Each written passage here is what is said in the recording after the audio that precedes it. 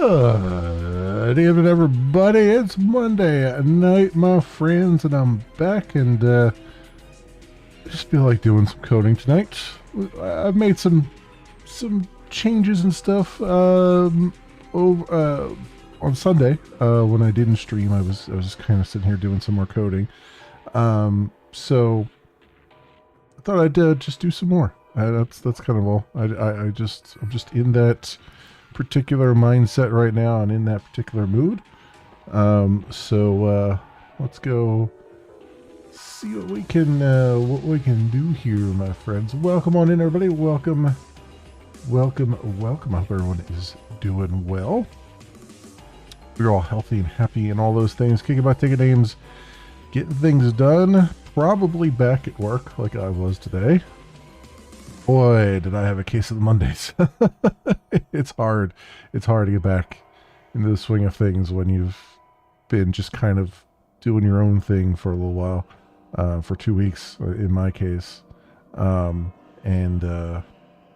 also kind of like coming back after the holidays is kind of hard anyway, because as much as you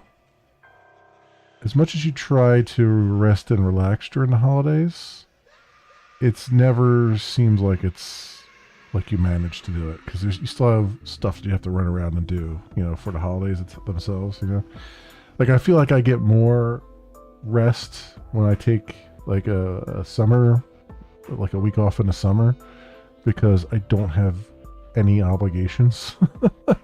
I'm not obligated to go anywhere or do anything. So it's just one of those things. Just one of those things, friends. Anyway, like I said, last night I was getting some stuff together. I was doing some stuff, doing some more of the refactoring. We had started, on this concept of a render chain, so that I could kind of clean up, because one of the things I wanted to do was kind of clean up the Vulkan renderer a little bit, because that's kind of what kicks everything off. And I don't know, to my eye it just seemed very chaotic, especially with things being passed from one thing to the next. And it felt like a good place to at least start with a refactoring. I mean, there's still a hell of a lot more I'm going to refactor as we go along, but what I did was we had started out with the init chain. I've got the load chain, I've got the render chain, I've got the resize chain. They're all almost the same, but some are slightly different order, and some are classes are missing from certain things like resize and whatnot, because they don't need a resize. But the other thing I did, and this was my goofball brain Saturday night. I am still using I'm still using reflection. However, I forgot that when you're calling a static method, I mean, I know obviously when you call a static method you don't need an object, but I forgot how that worked with reflection, and basically it just works by you just pass null here, and then that's how you call a static method, because you don't need an instance to call it against. And I forgot that that invoke would accept a null. That was my bad.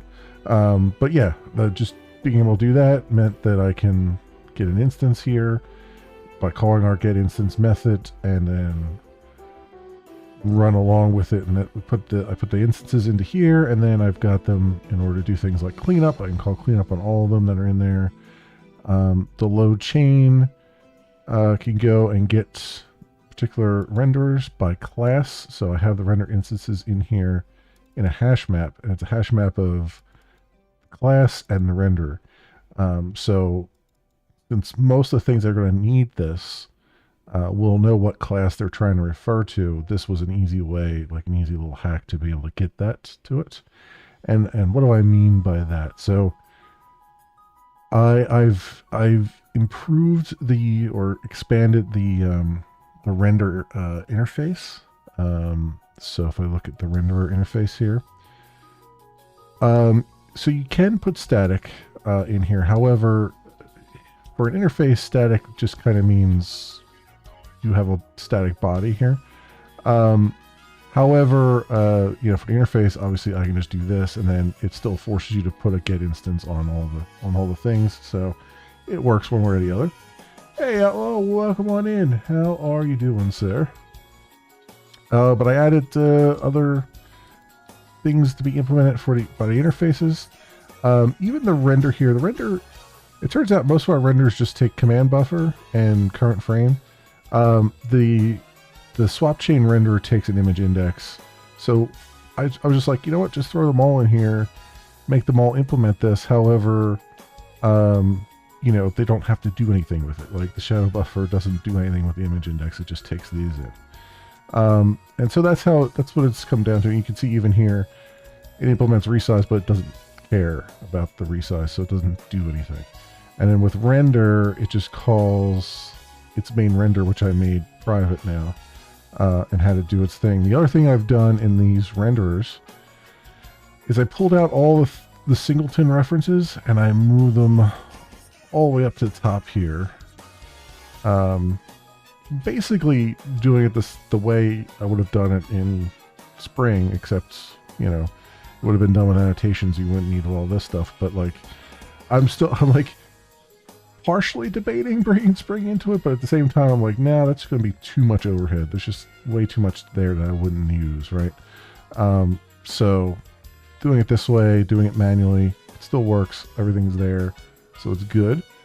I'm okay, Ella. I'm okay. I definitely had a huge case of the Mondays. Definitely today, going back to work and everything.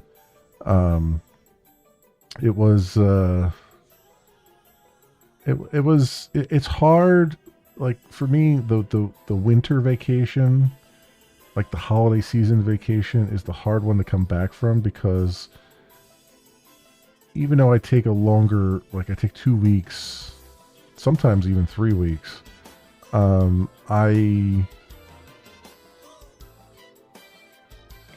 never feel rested when I come back from it. And I think it's just because you know, even though I was doing as minimum as possible, I still had a lot of, there was still a lot of running around I had to do. There's still a lot of obligations to do, you know, go see family and all that stuff. Whereas, I take a week off in the summertime and I feel far more energized after that than I do anything that I've done in December. So I don't know. It's a little bit of this, a little bit of that. You know, so that's kind of that's how I'm feeling so far. And you know, I'm also wrangling with the fact that, yeah, I wanted to, yes, I need to play some more games, but I also am really jazzed about the coding stuff. So I'm like, well, I guess we'll just have to keep seeing what I'm in the mood for from one night to the next. But yeah, no, that's where I'm at right now.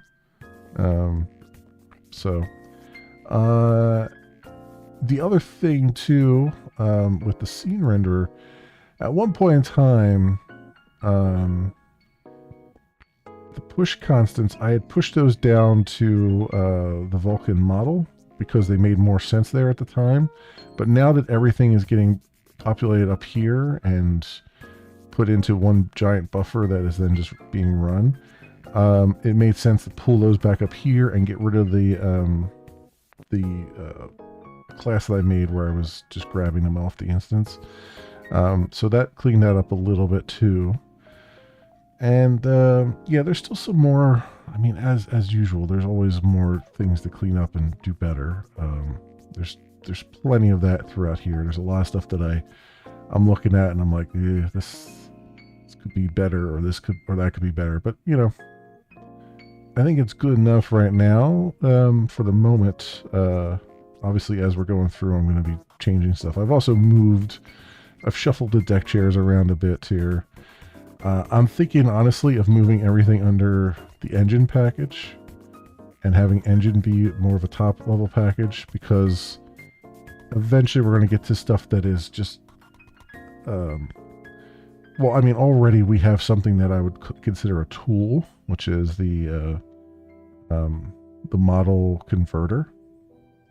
So we're gonna have like tools, and then we're gonna have like game stuff.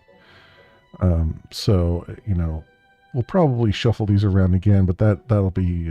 I mean, that's not that big a deal. So we'll see how that goes. So the automatic refactoring helps out a bit with that, or quite a lot with that, honestly. So one of the things I was thinking of tonight. So there's a couple things on the list to sort of take a look at. And you know what? I meant to bring down VS Code and that examples thing. I wonder if I can just easily get that down here. If I do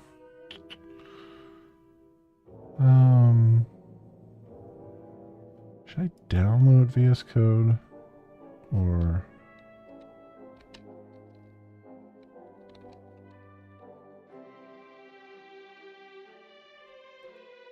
probably should just download it.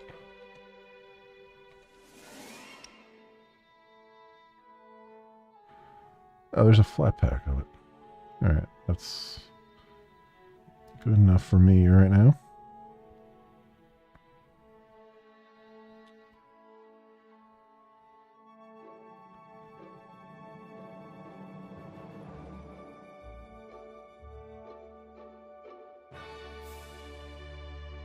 Okay, so we have that.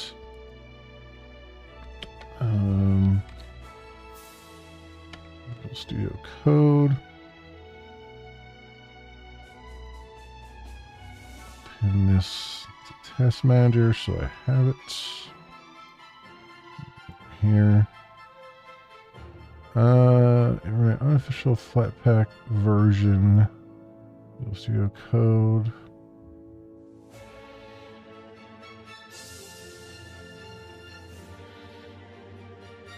Oh, really? Oh, well, that's silly. That's silly. I didn't know that was the case. I thought it was an official thing. Okay. Well, we're not going to do that then. Let's go get the official stuff. Visual Studio.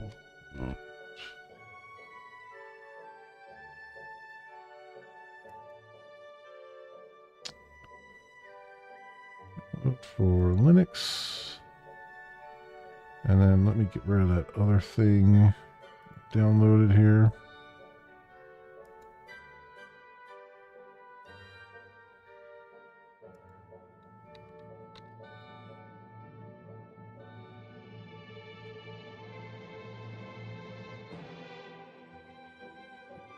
That, and where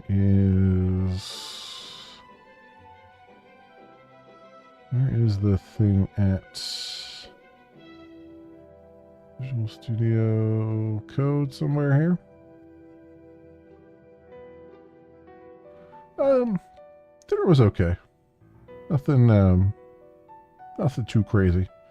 Trying not to eat too much, you know, trying to help try to get my weight down a bit. Where the hell did it download this to? Oh, it's called Code. All right, whatever.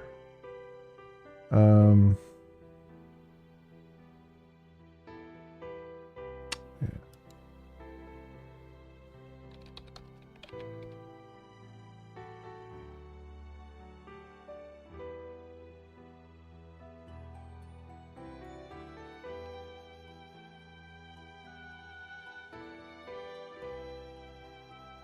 Okay.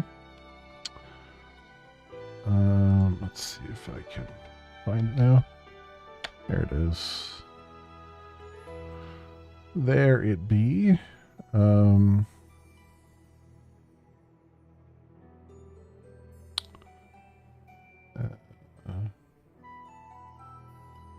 I just skip all that crap? There we go. I don't want to build with an agent. Okay, so let's move this over. Let's pin this first. Let's move this to our coding desktop. Okay, and then I wanted to grab, where's this at? Looking examples.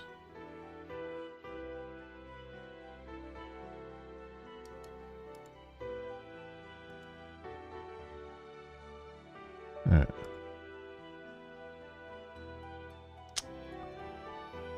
Okay, so let's go and grab this.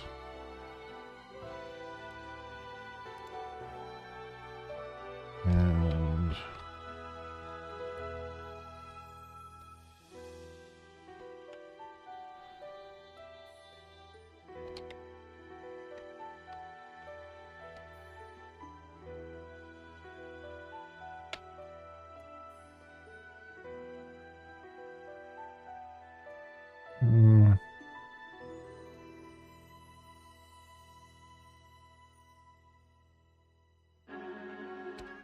wait, did I copy the right thing?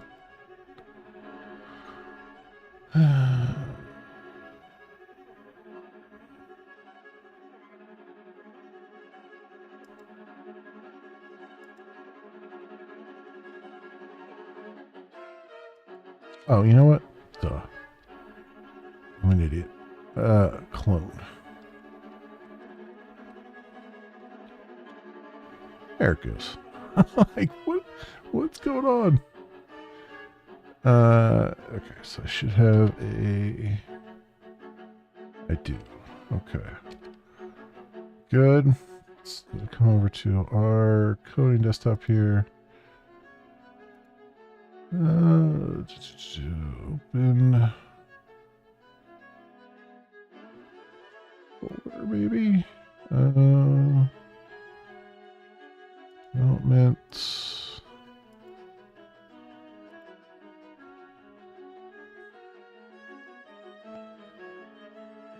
Yes. And that right there. All right, that's good. So examples. And what do I want to? I think I want to do. I want to do the shadow stuff first if I can, because I don't think it'll require me to change my scene or anything here. Yeah, screen space, ambient occlusion. Now, the trick here is going to be I got to figure out, I got to translate this from C++ to Java, which is going to be a thing. So first of all, let's see.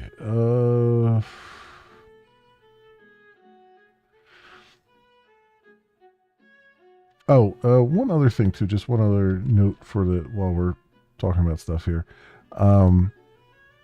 I did change the license on my repository. I did have GPL on there at one point, 3.0, and I'm not a huge fan of the restrictions GPL puts on things. So I've switched it over to the less restrictive MIT license. Plus, I'm using a lot of stuff that is in the MIT license. So I felt like it would be better to just kind of throw that out there. Because you can see it's a lot less, it's literally 2 paragraphs. It's a lot less restrictive than the GPL stuff is.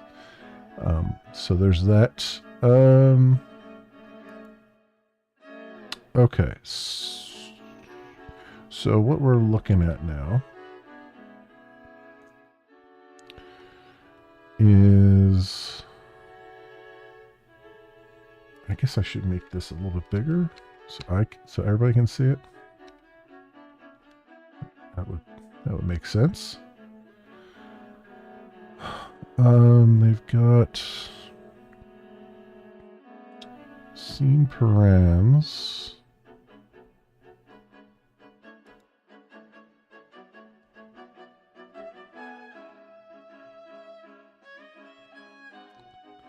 This is AO params is SSAO blur, SSAO only. I have to figure out where these are being used. Composition.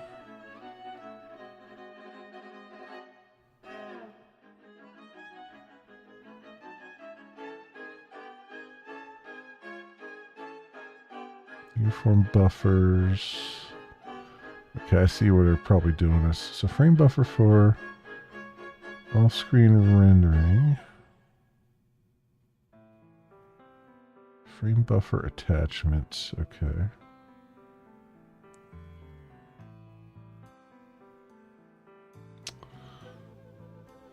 Frame buffer, render pass.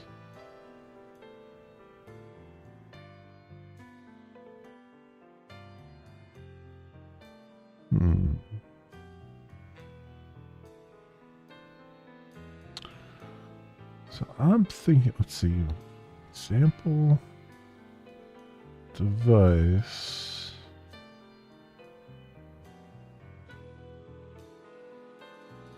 Void get enabled features.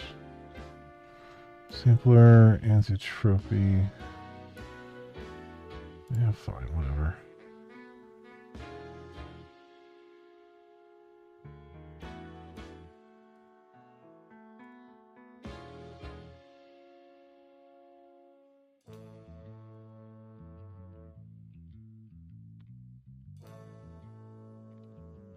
Okay. Frame buffer. Okay, so they have a frame buffer attachment. So I'm thinking this is probably going to look a lot like the cascading shadows thing. Renderer.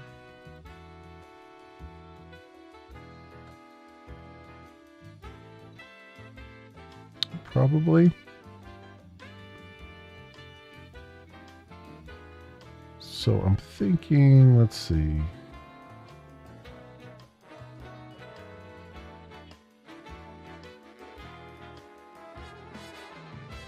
So I keep that open. Let's do...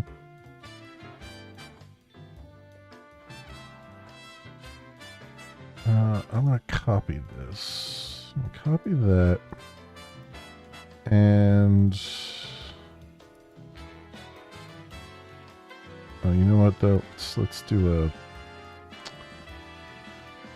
a new branch. There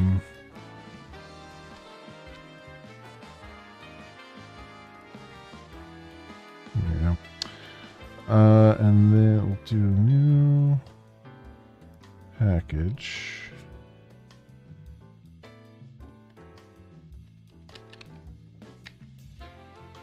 Right, and here I will paste that. I'll call it SS or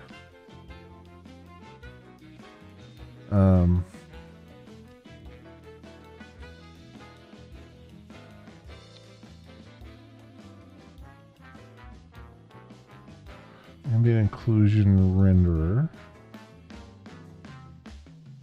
All right, and does it make it easier to code? Well, it's it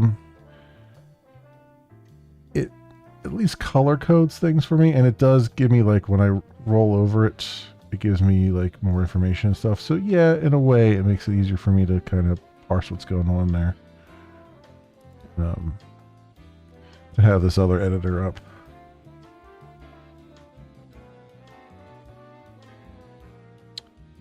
But I'm trying to see, so what are they doing? They have scene parameters.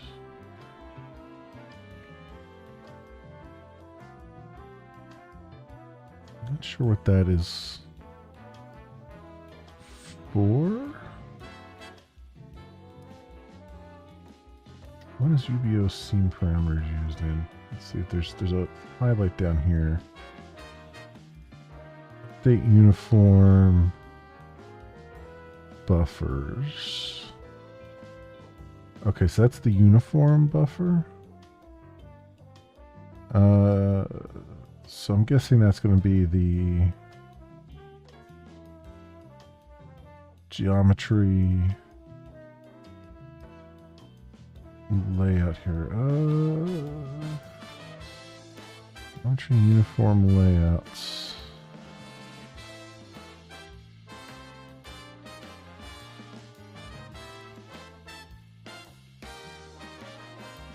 Uniform buffers. Buffer for each buffer in uniform buffers. It's creating a buffer. Host coherent bits. Let's see. Uniform buffer shader.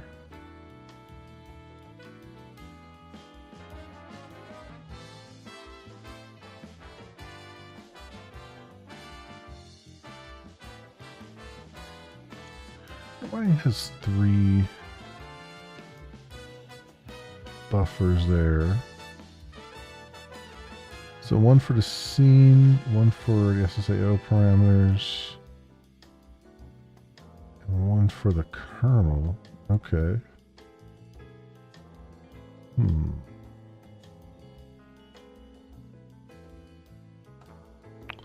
So we would have little buffers, projection buffers.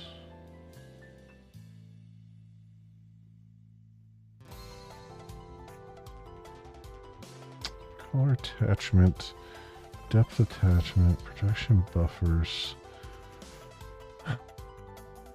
See why I wouldn't give for them to like bother to write out what he's actually doing here.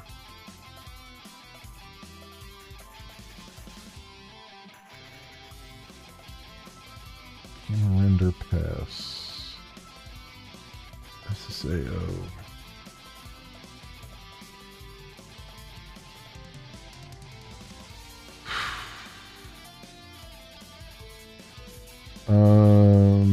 If I do,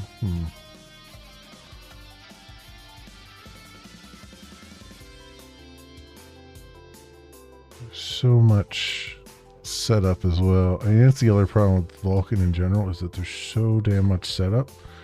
It's hard to see the actual algorithm. Frame buffer attachment, okay. Frame buffer.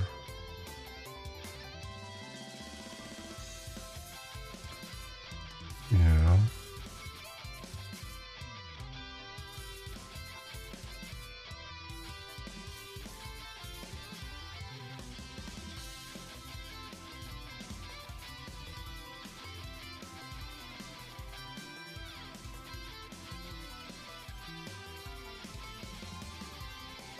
Just normal. Isn't that our... That's just attachment, but the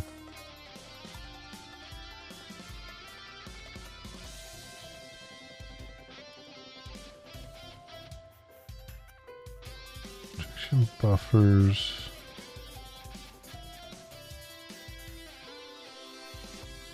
Host buffer.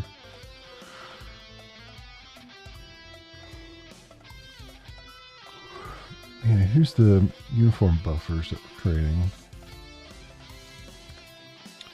So that's the projection buffer, but then what is that? Number of buffers. I see, okay. So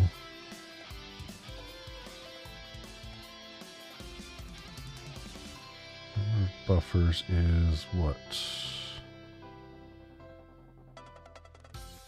Usage is 2.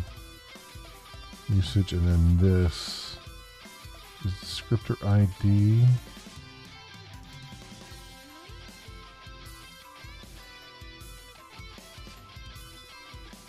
Projection buffers. But then where do we set these?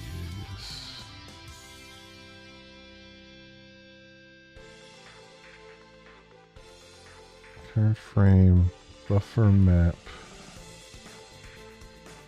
Okay. Cascade data lists. Projection view matrix. Okay. And they've got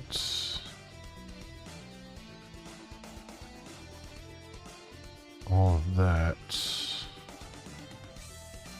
That's a matrix 4F, and then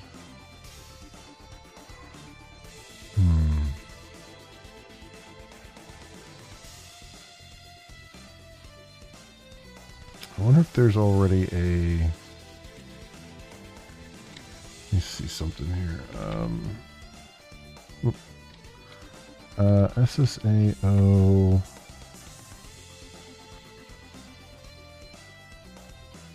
LWJGL Vulcan.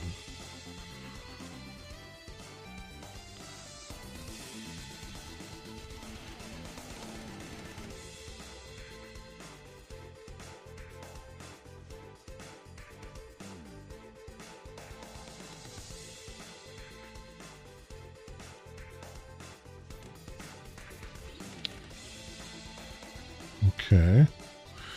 This is a thing. Drawing frame buffers, staging uniform buffers, through sampling, depth buffering.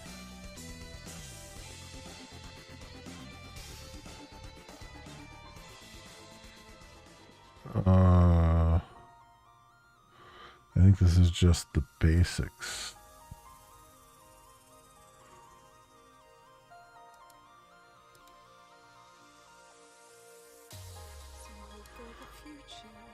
There's just the basics there. Unless that, what does this say?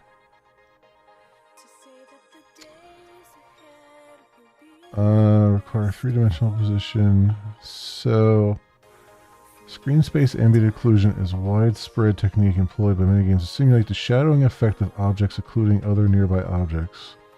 It was originally proposed by Crytek. Since seen many improvements.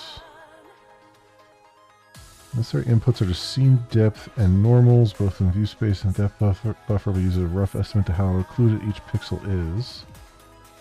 Okay. Have to reconstruct position from depth buffer instead of save on texture bandwidth.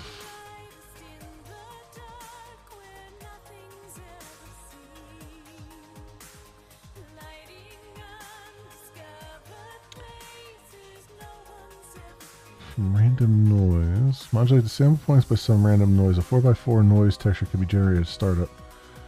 Get random rotations around the z-axis. Our texture will contain values in the range -1 to +1 in the red and green channels.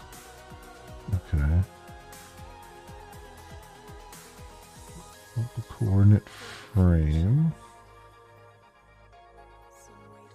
Occlusion.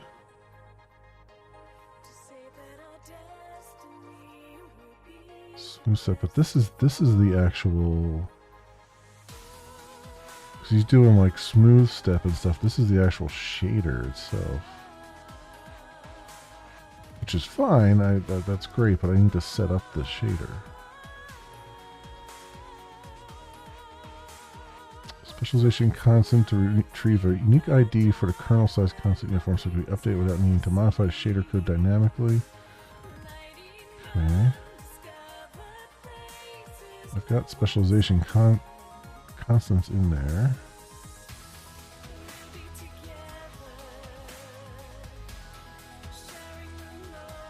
Maybe that's the trick here. Maybe I start with the shader and see what structures the shader needs, and I work my way back from there. Maybe that makes more sense. Oh, here we go. 3D game shaders for beginners. I like it. Alright. I'm a beginner. Lay it on me. SSAO shader will need the following inputs: a vertex position vectors in view space, the normal vectors in view space, the sample vectors in tangent space, noise in tangent, and camera lens projection matrix. Okay.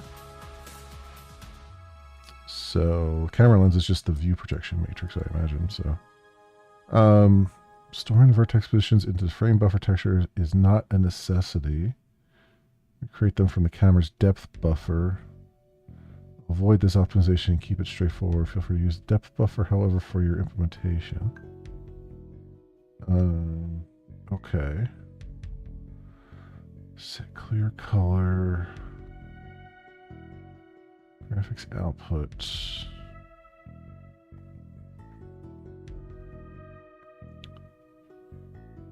Into 3D, okay.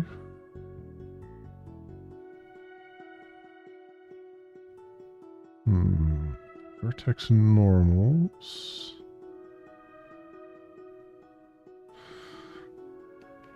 Okay. Normal shader. GL uses Y as the up vector, yeah. Samples, noise, ambient inclusion. SSAO works by sampling the view space around a fragment. The more samples that are below a surface, the darker the fragment color. These samples are positioned at a fragment and point in the general direction of the vertex normal. Each sample is used to look up a position in the position frame buffer texture. The position returned is compared to the sample. If the sample is farther away from the camera, then the position of sample counts towards the fragment being included. Okay.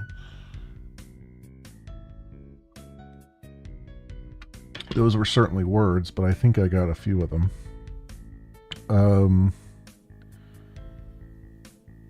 Space above being sampled. Blurring. For demos purposes, the example code sets the alpha channel of the position frame buffer texture. Avoid covering up the background. This is a frame buffer texture is noisy as is. You'll want to blur it to remove the noise. Refer back to section on blurring. For best results, use a median or a Kuwahara filter to preserve the sharp edges. Oh, okay. They've got their code here, along with their, oh, here's the Kuwahara filter shader. What the hell is that?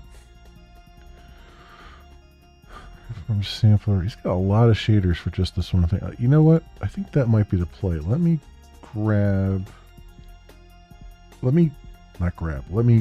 the shader based on what he has here in this example.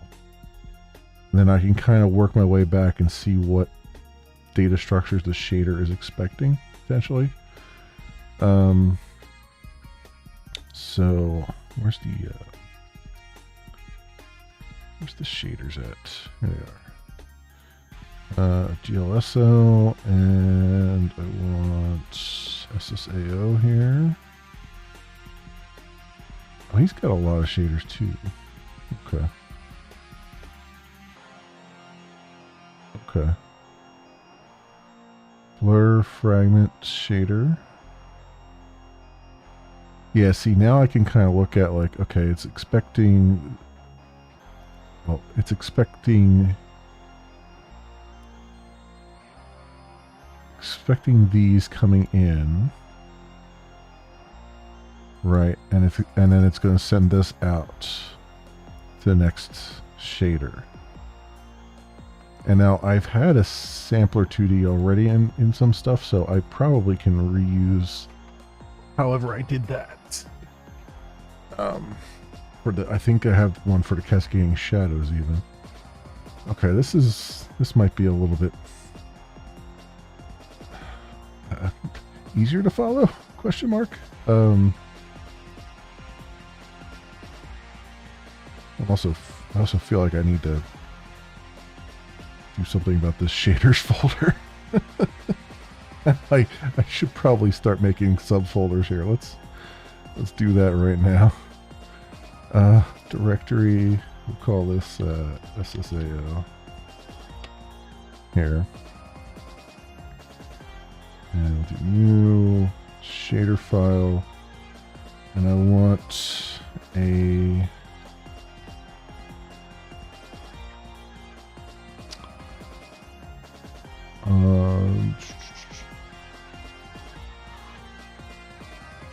guess since it's under a folder here, we'll just do blur.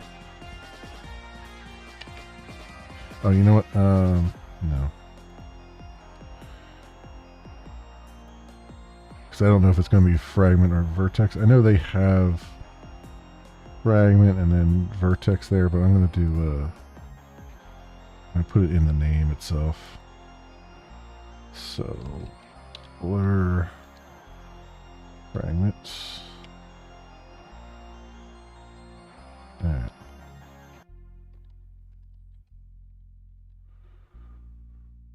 So what are we doing here? We're doing layout, binding 0, uniform, sampler 2D.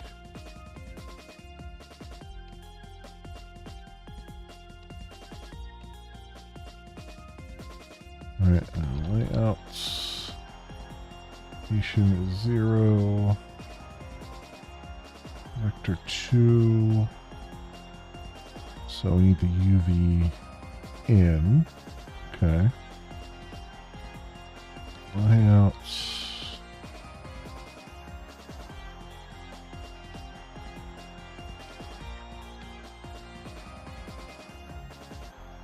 Fragment color.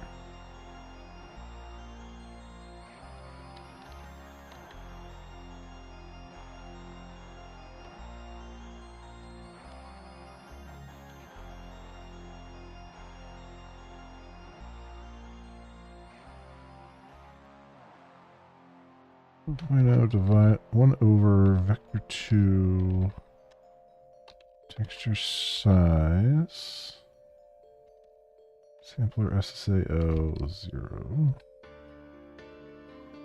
Okay.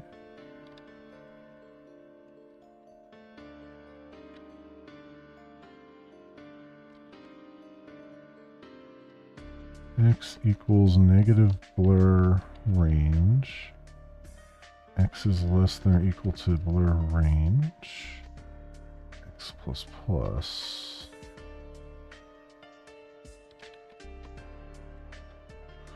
Y equals negative blur range. Y is less than or equal to blur range. Y plus plus. Okay.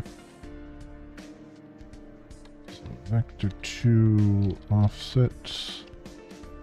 Vector 2 float X float Y times texel size results plus equals texture sampler SAO in UV plus offsets, and just take the red component of it. Plus plus.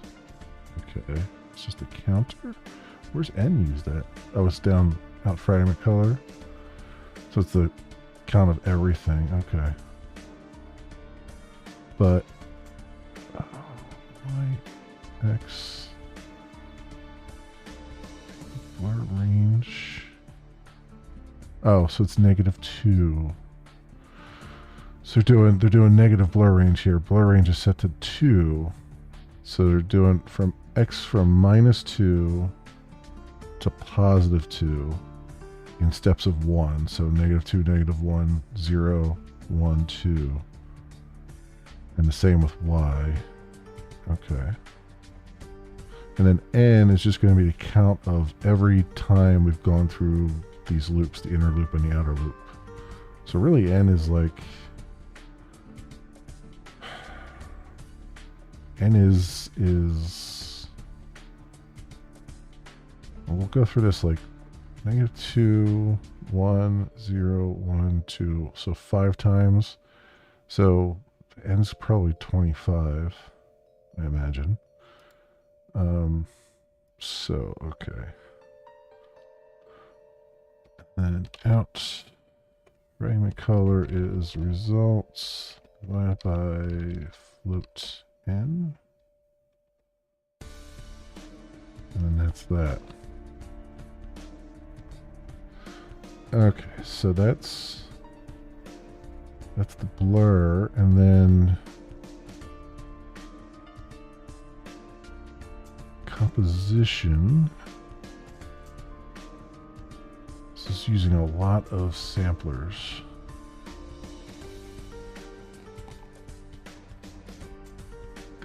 And a uniform.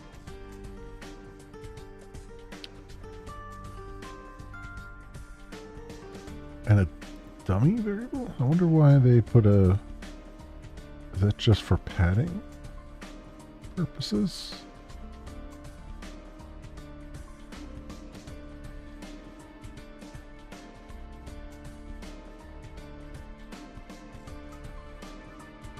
Doesn't look like it's used again. So that must be for padding, I guess. I don't know why they would need that, but huh.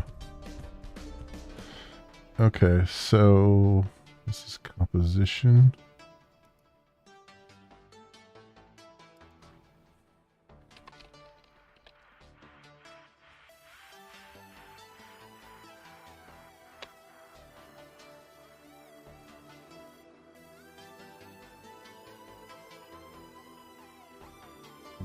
Layouts.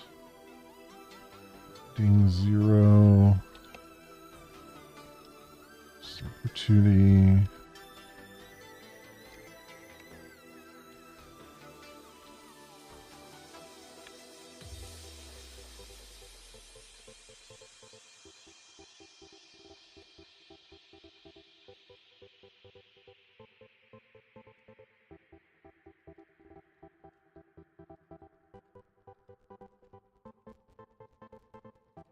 I also don't know if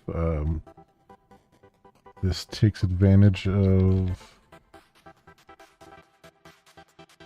the other things we were doing, where we're setting all the push constants in one shot or not, so...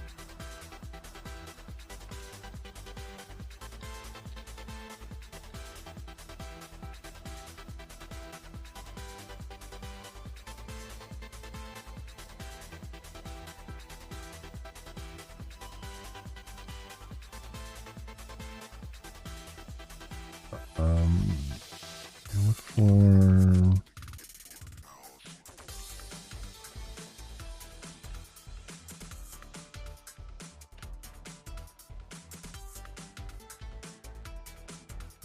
Layout binding is 5. Uniform.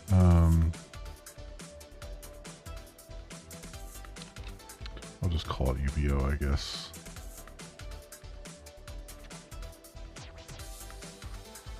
Let's see. Matrix 4.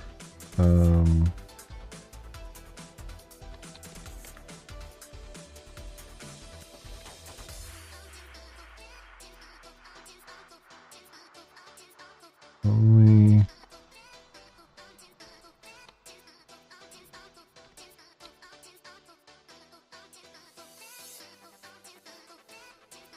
layouts. Location 0. Vector 2 in UV.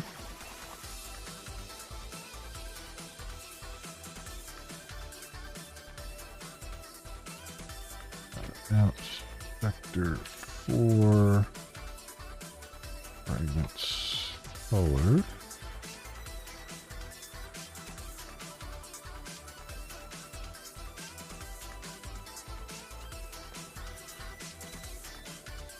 Okay. Do 3 fragment position. This texture. Sampler position in UV, GB, that. Normal is normalize texture. sampler normal in UV RGB times 2.0 minus 1.0. Alright, vector 4 albedo. Texture sampler in UV. SSAO is UBO params SSAO blur equals 1. Then texture sampler SSAO blur in UV. Got red component of it, or otherwise texture sampler SSAO in UV, and just the red component of that. Vector 3 light position is just a vector 3 of 0.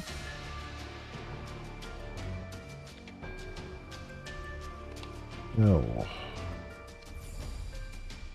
Normalize light position minus fragment position. Float N dot product with L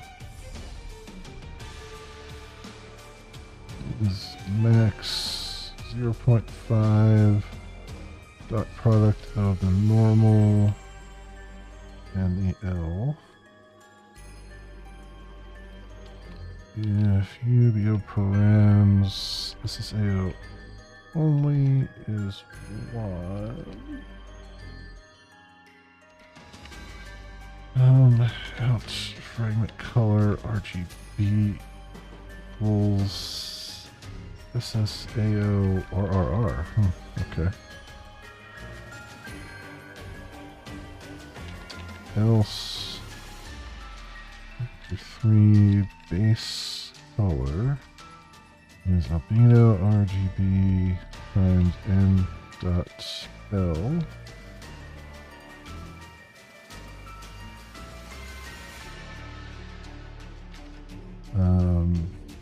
If UBO params SSAO is 1. Ouch. Fragment color RGB equals SSAO dot RR.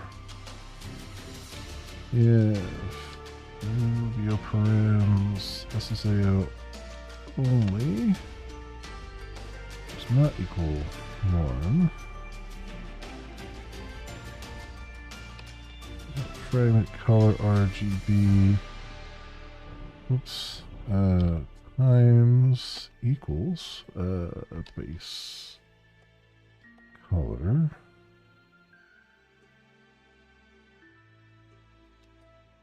And we have another else here. Outs fragment color RGB just equals the base color. Okay. Alright, so before I jump any further, so we got two fragment things here. We got a blur and a composition. So how did I set up? I have, let me look at the shadow fragment shader.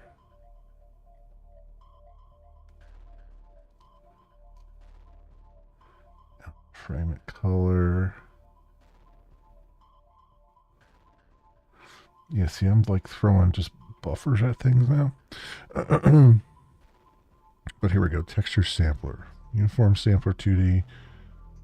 Texture sampler.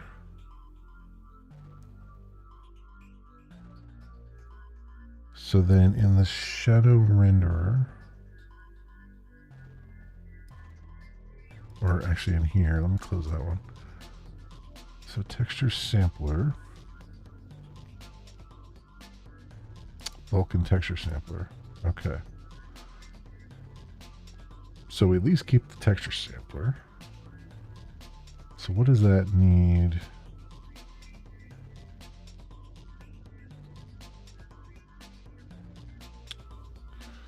So sampler mode address repeat.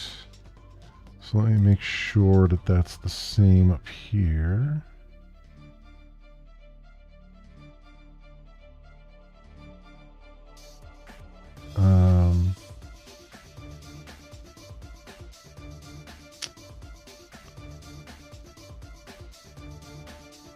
I forgot that.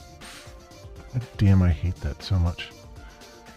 You have to double click to keep things open, which is just annoying as shit in Visual Studio Code. If you only click once, it'll just change whatever tab you have open. So you have to like double click to say, no, I want you to open this in addition to the other tabs. It's just so stupid. I hate it so much.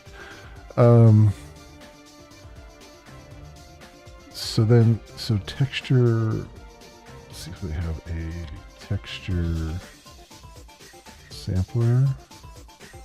No, of course I would. Of course they wouldn't name it that, would they? Sampler, color sampler, sampler anisotropy, sampler. What is this for? Create sampler. What sampler are you creating? Uniform buffer, combined image sampler.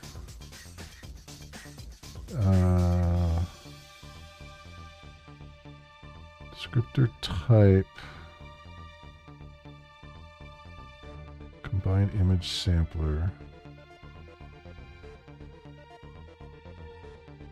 Set layout bindings. None of these have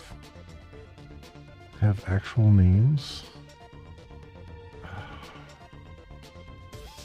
So let me see.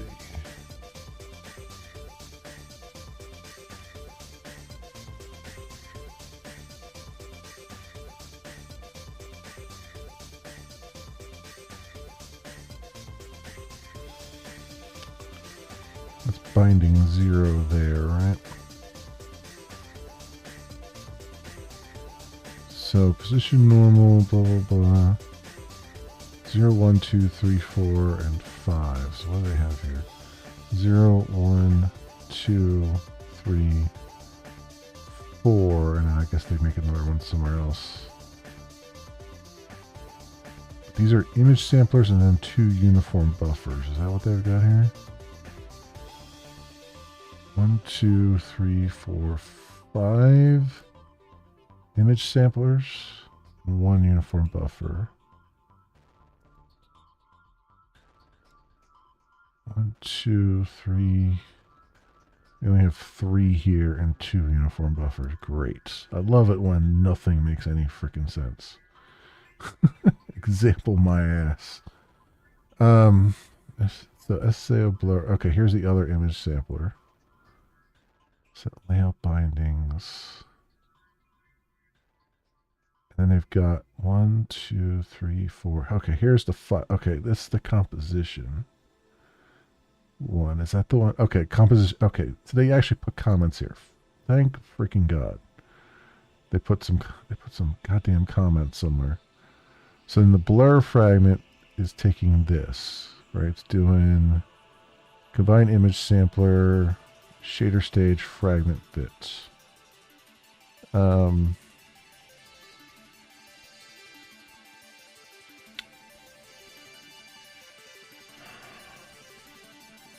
So combined, so texture layout, combined image sampler, shader stage, sampler, fragment bit. Okay, so scriptor set layout binding. So that's, I have that kind of binding here for the texture. Man, would it have killed them to just put a comment here to be like, this is the texture, and this is the other thing, and this is the other thing.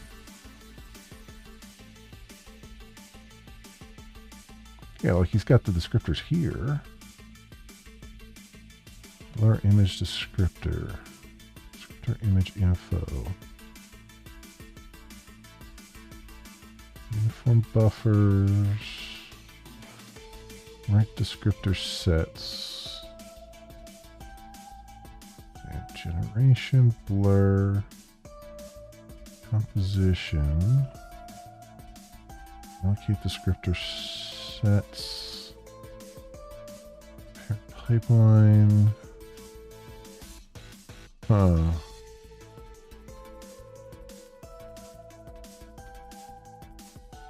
Well, here's things that make a little bit of sense. The color blend state, depth stencil state.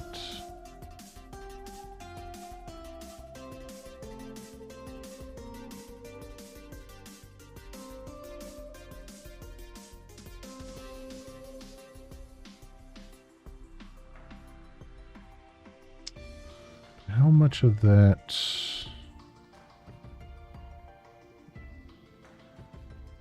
Let's see, sample states. Color blend. Dynamic state. Okay. So that would be in the render though, right?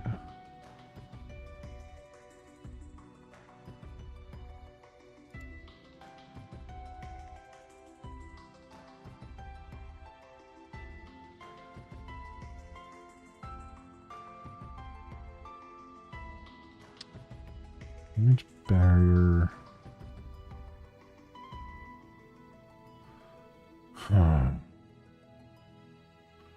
Is there like an outline or something? Outline. Here we go. Scene parameters.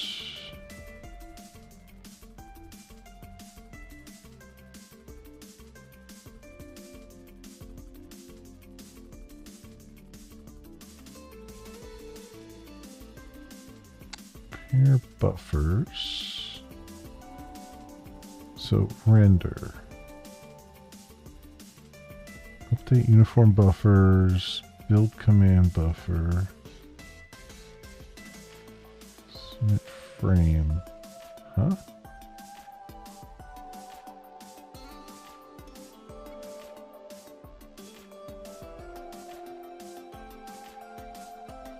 Uniform buffers.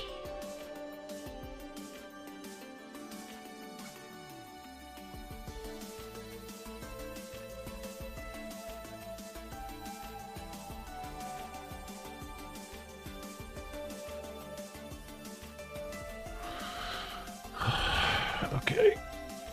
Oh, this is gonna really suck to try to interpret what the frick they're doing here.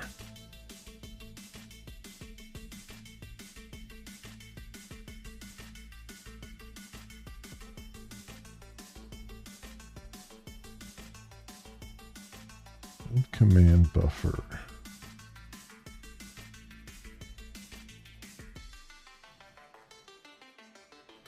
When does build command buffer get called?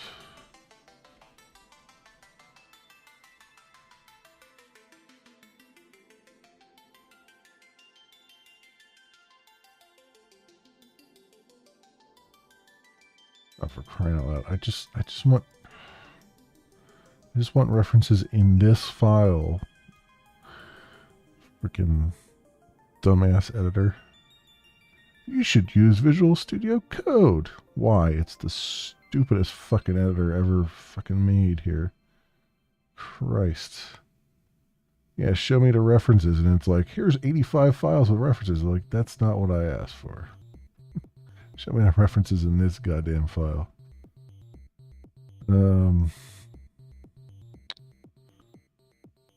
It's not even references either. It's like 85 files that happen to have the same method name.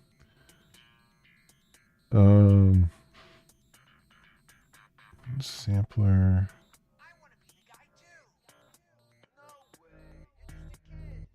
Destroy sampler. What? What the freak am I looking at? Um,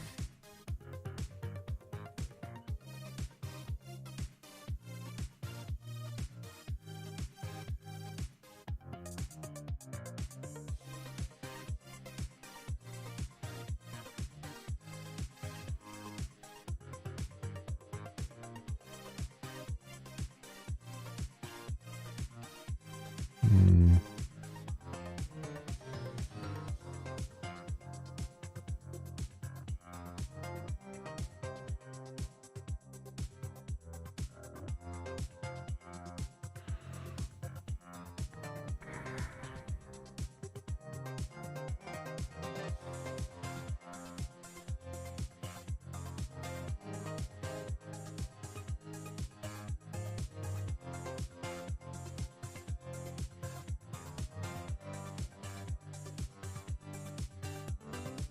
Looks like I have to check for a feature too. Sampler and Zentropy, which I feel like is something we might already have on, but we'll look at that.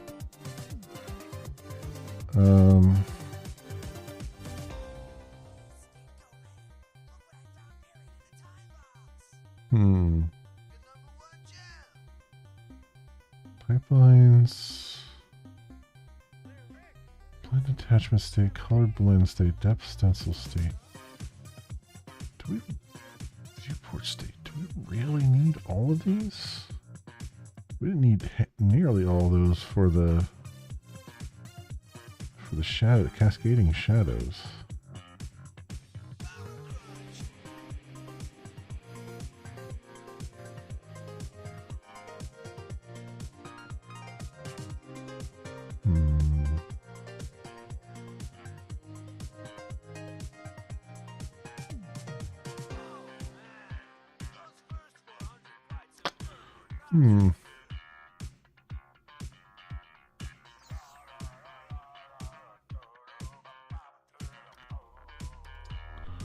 I don't know. Let me see if I can figure out what's going over there. No idea. Let's see if I can figure out.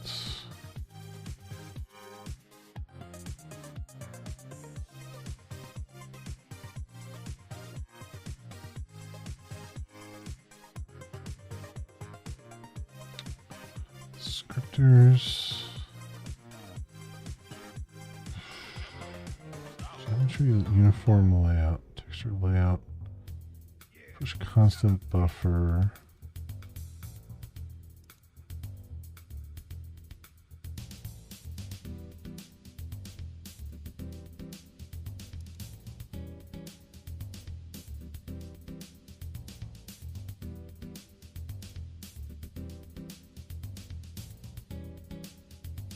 Okay, instance data address. Which is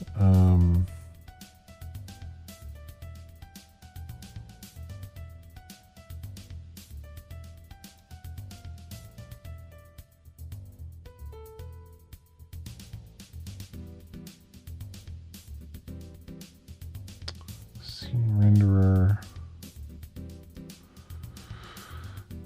See, here's the problem is that I don't still quite understand a lot of these. Global buffers, get instance data address.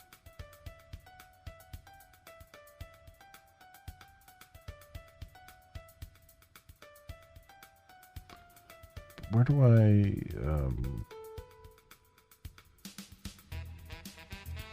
populate the instance data buffer at?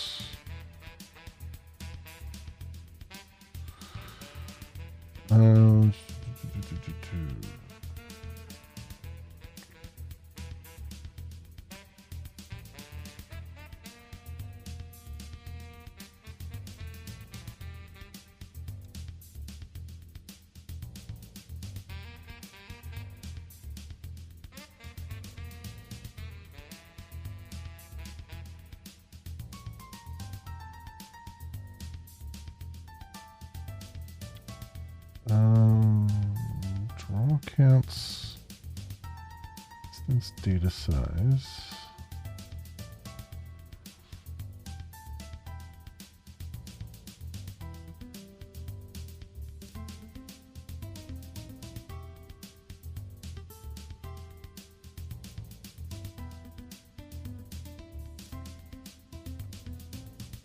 Instance data, what?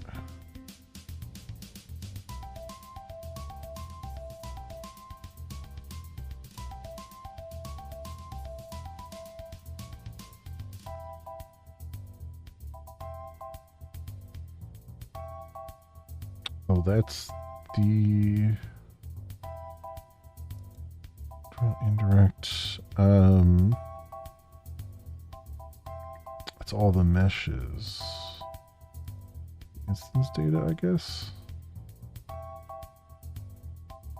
Yeah, number of entities.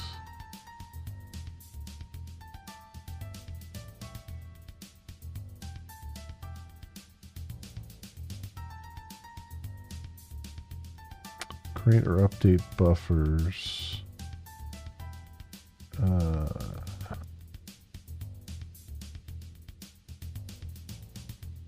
Number of instance data. Yeah, okay. That's basically the number of entities on the screen. Sorry, I don't know how that fits in here, though.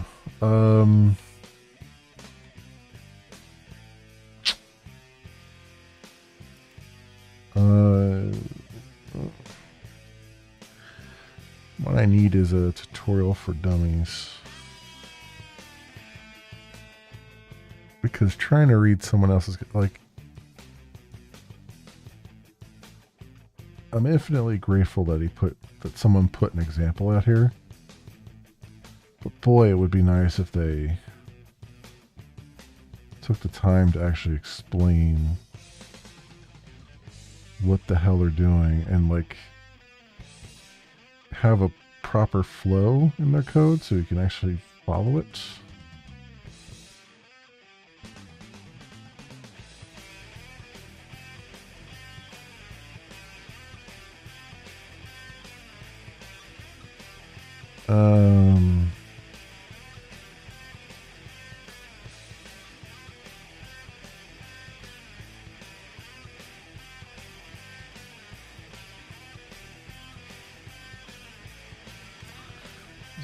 Width and height. This depth format. Prepare off-screen frame buffers.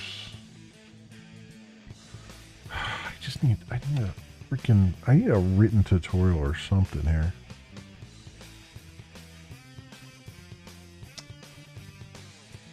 It's what I really, really need.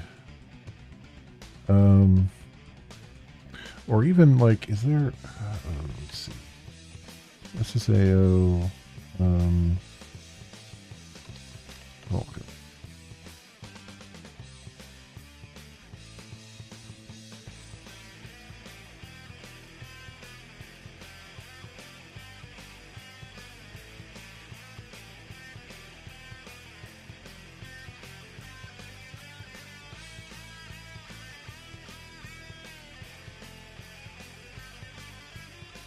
Chronos forums, okay.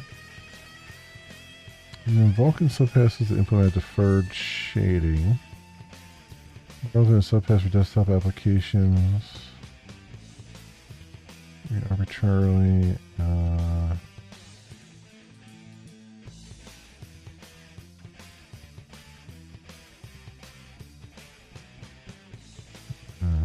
Okay, that's not helpful. Deferred rendering, SSAO, XAA, Vulkan, YouTube. Oh, okay. What is this?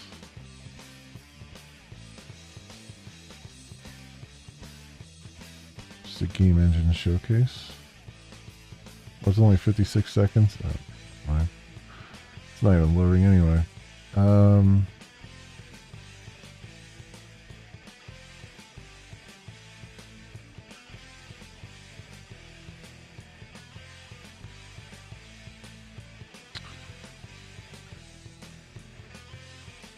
Vulkan code from chapter 14. What is this? Is this just showing it?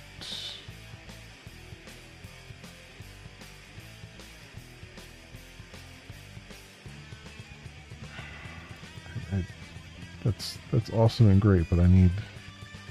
Oh, I wonder, actually, they say chapter 14. I wonder if they have like a thing here.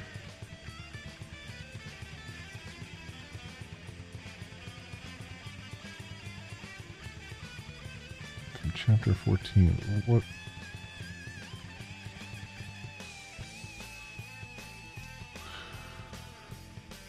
That doesn't help me. Chapter 14 of what? Because I would love to read whatever that is.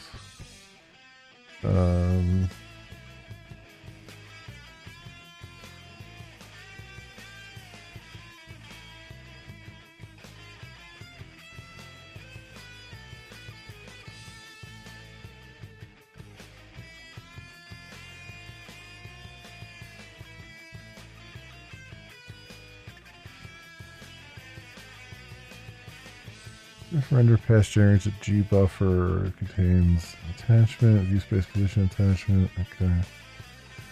Inclusion texture. Naive.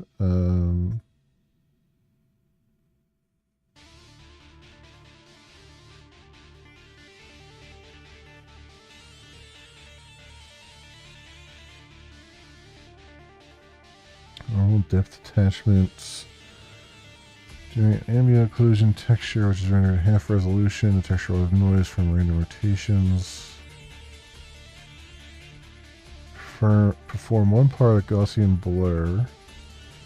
Blur across one axis. The second part.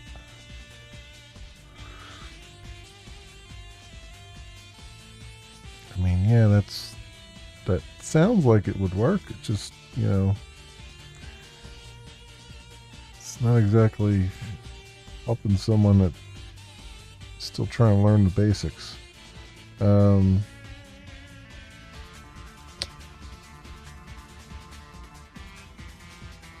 There's SSAO and OpenGL, but well, wait.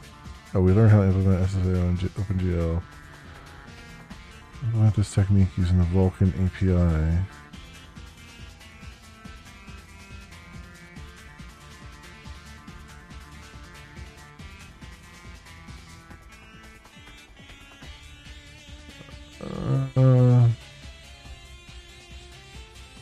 This is just a free preview of the book.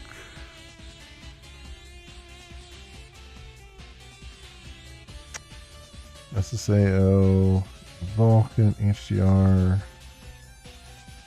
advanced rendering techniques. It's like 12 chapters. But will this...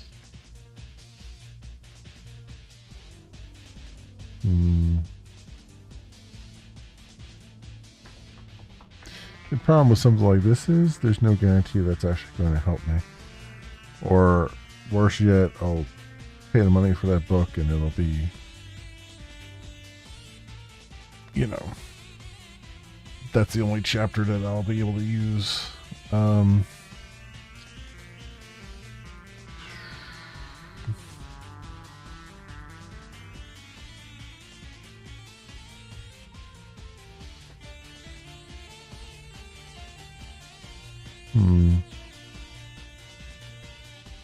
I wonder, actually, you know what? I have an idea. The idea is terrible, but it's an idea.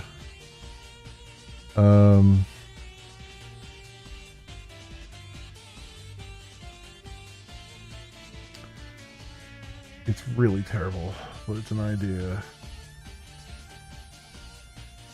Can I...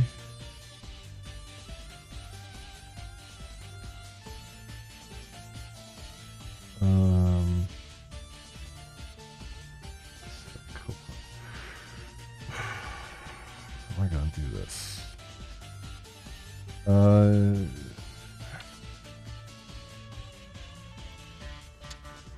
Let's see if this will work or not.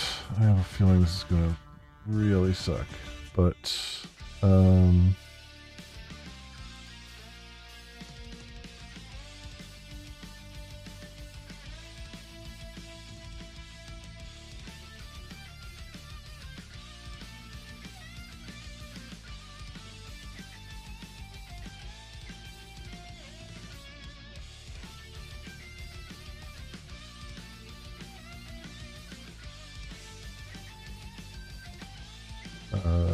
development, Vulkan,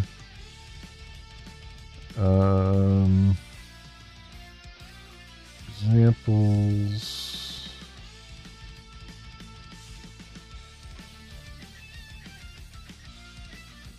SSAO. Now, this already exists in GitHub, so I don't feel so bad about it, but at the same time, can you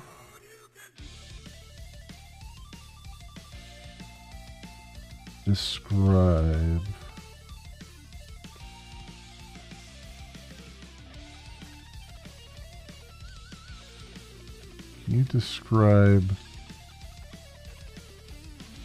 the various parts of this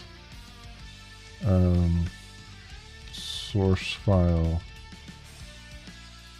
in a manner that would allow someone just learning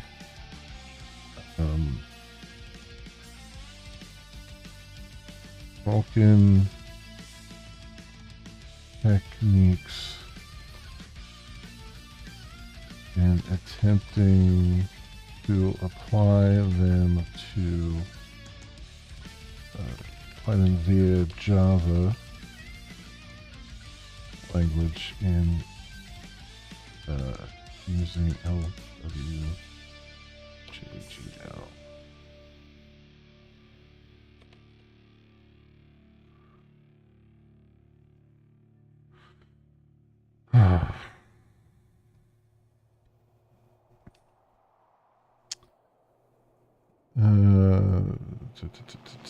File header contains licensing classes inheritance and member variables. A class defines several Vulkan specific objects, pipeline and descriptor layouts. Yeah, I caught that much.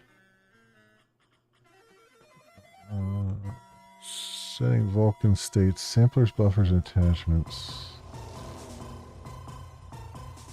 Subphase initializes various Vulkan resources, describes buffers and memories, memory for scenes, SSAO parameters and kernels, creates SSAO noise texture using random noise values. Okay. You'd use VK buffer, create info, image create info, VK sampler, create info in Java to create the, yeah, okay, I got that much. Uniform buffers and descriptor sets can be managed with that, yes, I understand. Frame buffer description. The code prepares frame buffers for off-screen rendering and attachments for different, so gbuffer, SSAO, yeah. Use VK frame buffer objects. You need to create color or depth attachments. Specifying formats and layout transitions. Okay. SSAO technique stages. The rendering commands involve three main stages. gbuffer creation renders the scene info. The fragments, normals, albedo, color. You can render past and bind command pipeline, bind a pipeline for rendering. SSAO rendering, quad is rendered. Specialization constants like the kernel size can be passed using specialization info. Noise textures are passed as combined image samplers. Okay. SSAO blur applies a blur pass to smooth the SSAO data. I mean, these are basic steps that we saw that I read in those other, general overviews, which is good. At least it's not completely lying to me anyway. Combines SSAO process scene data outputs the file image for this stage. Another quad is drawn, compositing the original and processed images. Graphics pipelines, method preparations, prepare buffers, off-screen frame buffers, helper functions. The lerp function is used for linear interpolation, particularly for the weight of SSAO kernels. Oh, okay. On update, UI overlay. Set up Vulkan logic and binding APIs. Yeah, work systematically and streamline development.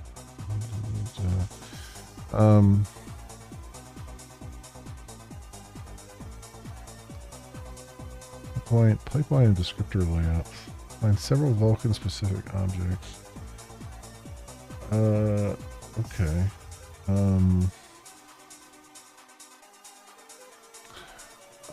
Does the example file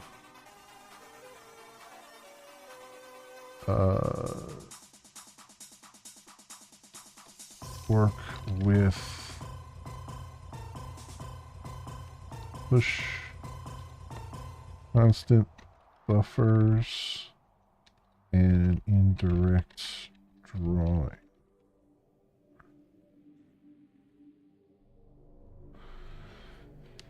I understand push constants. No, push constants are not used in this example. Uniform buffers are explicitly created and updated for passing data to shaders. Uniform buffers are used to store matrices, projection data, and that's...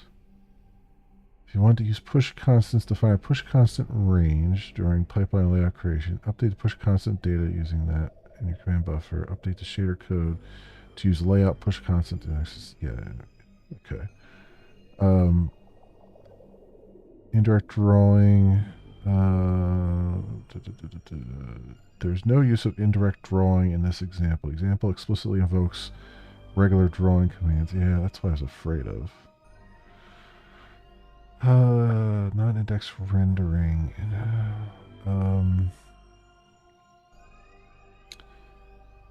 Scene. There isn't any dynamic scene management, which might benefit from indirect drawing. If you want to implement indirect drawing, create an indirect draw buffer and fill it with command data, vertex offsets, index counts, bind the buffer to the pipeline, call the indirect draw command. Yeah, okay.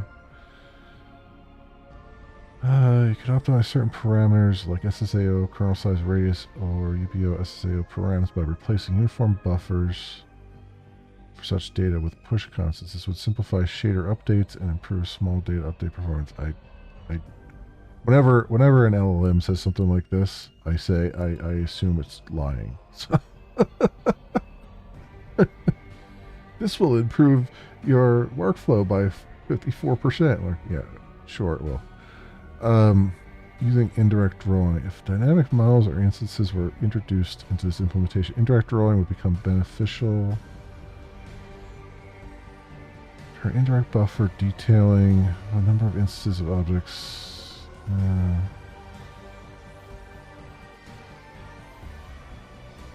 Is appropriate given the linear and static nature of the rendering tasks. However, if you want to explore these advanced features, push constants would replace your small data, and indirect drawing could help in dynamic scenes, large object counts.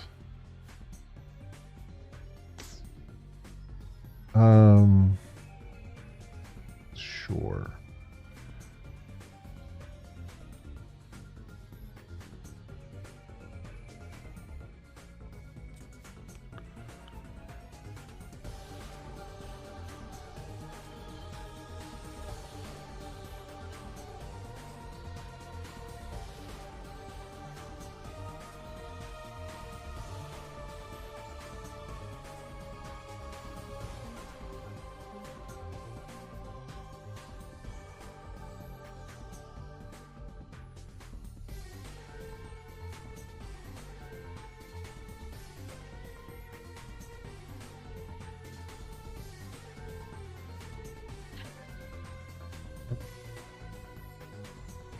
The worst part of all this is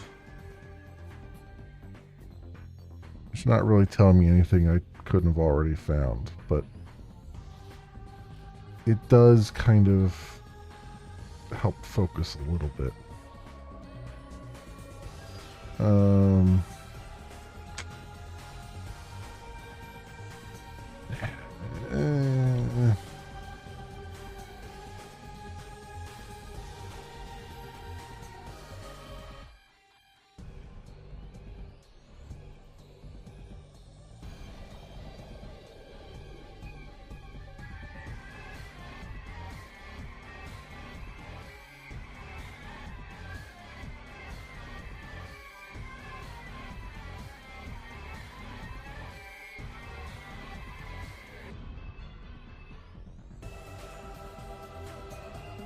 Parens. This is AO parens. Pipeline layouts. So where's this used?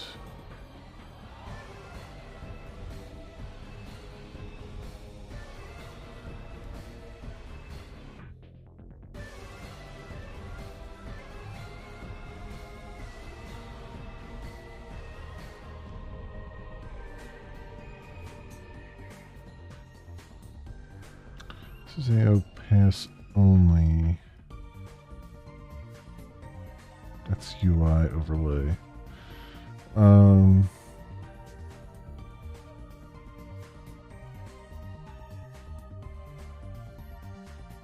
This is updating uniform buffers here.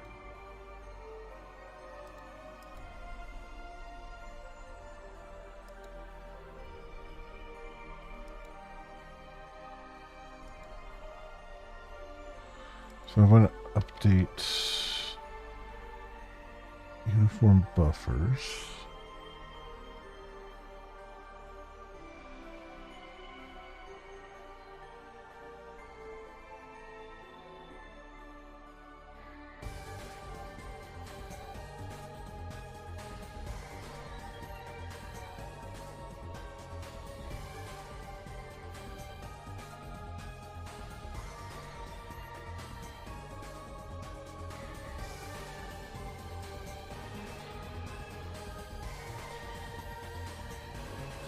Okay, Outlaw. You have a good night. Thanks for dropping by.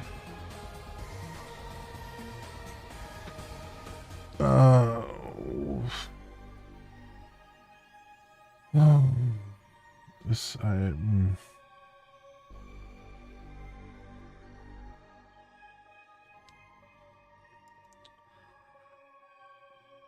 let me think here, because there's.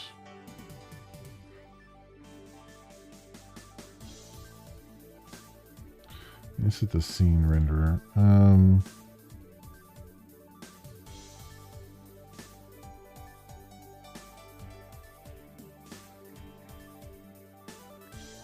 Global buffers. So if I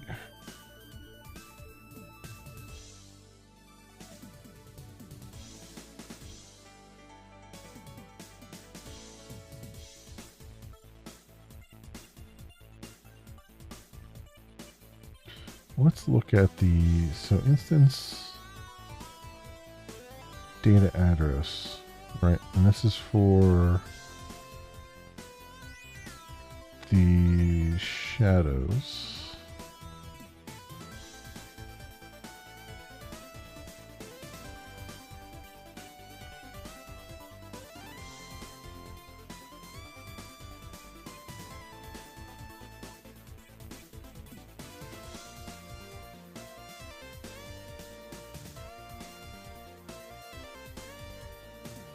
So is that in the geometry shader then?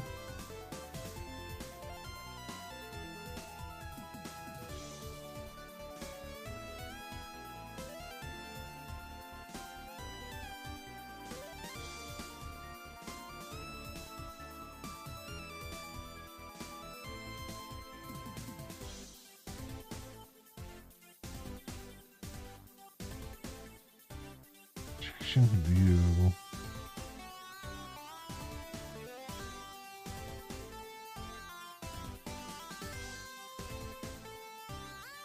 So that's the model.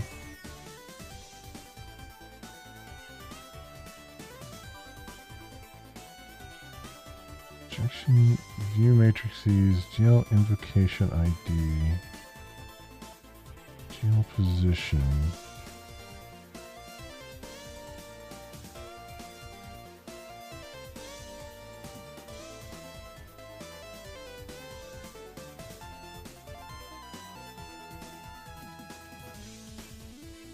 It feels like that would be the same thing that we would need. Do they have a geometry share here?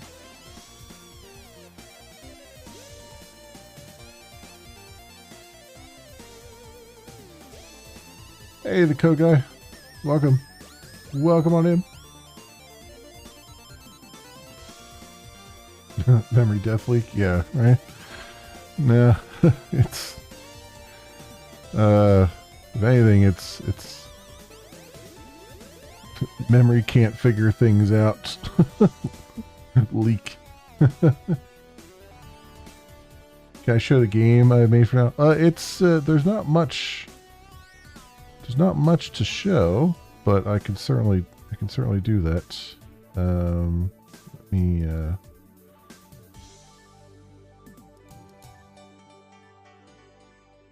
just do commit.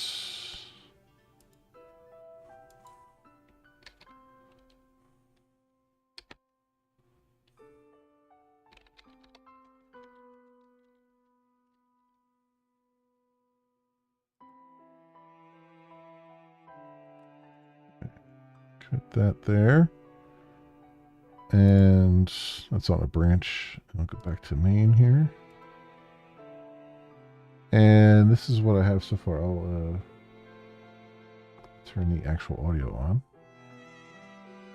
It's nothing much. It's just the basics of the audio's not even coming through.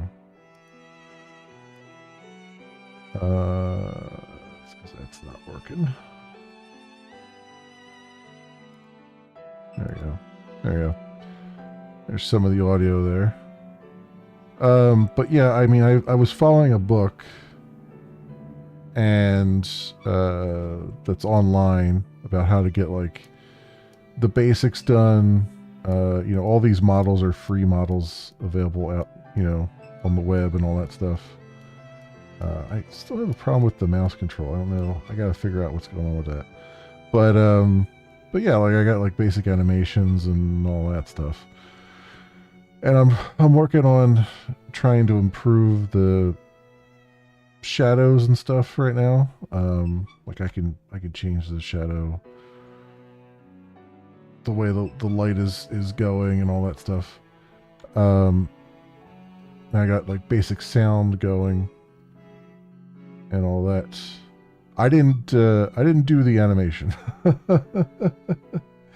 I didn't do that animation at all. That's a all these models, the character model, the Sponza model, which is the surroundings and all that stuff. All that was is our 3D models that are available on the web for, you know, under an MIT license to just be able to use them. So all I did was load in the model and just read all the animation data from it and just made it work. Thought you coded all. Well, I coded the loading of it in and stuff like that, but I didn't do the models themselves. So yeah, the models themselves have like I'll show you what it looks like. It's so here's that Bob model here, and then he's got a mesh file, which oops, that's not what I wanted, but whatever. So he's got like a mesh file that tells you all about his all the stuff that compose him. And then he's got an animation file that says, oh, he's got, you know, here's his joints, here's all the different bones that were already defined, here's all the different bounds, and then it goes through and describes the motion of every frame through there. So there's a library that I use that can read this stuff in. And then I just have to pull it into the engine and just put them in the correct spot and run the animations and all that stuff. Yeah. So I will eventually do like I'm going to take like a little Blender tutorial and stuff like that and try to make some 3D models in Blender eventually. But right now I'm just kind of, the engine is so early on that I'm just kind of using what's already out there and just trying to make those work. You know, things that are known to work, make sure that they work in the engine. So yeah, I mean, there's not much to the engine right now. It doesn't do a whole lot, but it's taken me a year to get to this point. So it's you know, it is what it is, and I'm trying to just figure out, like, there's not a whole lot of good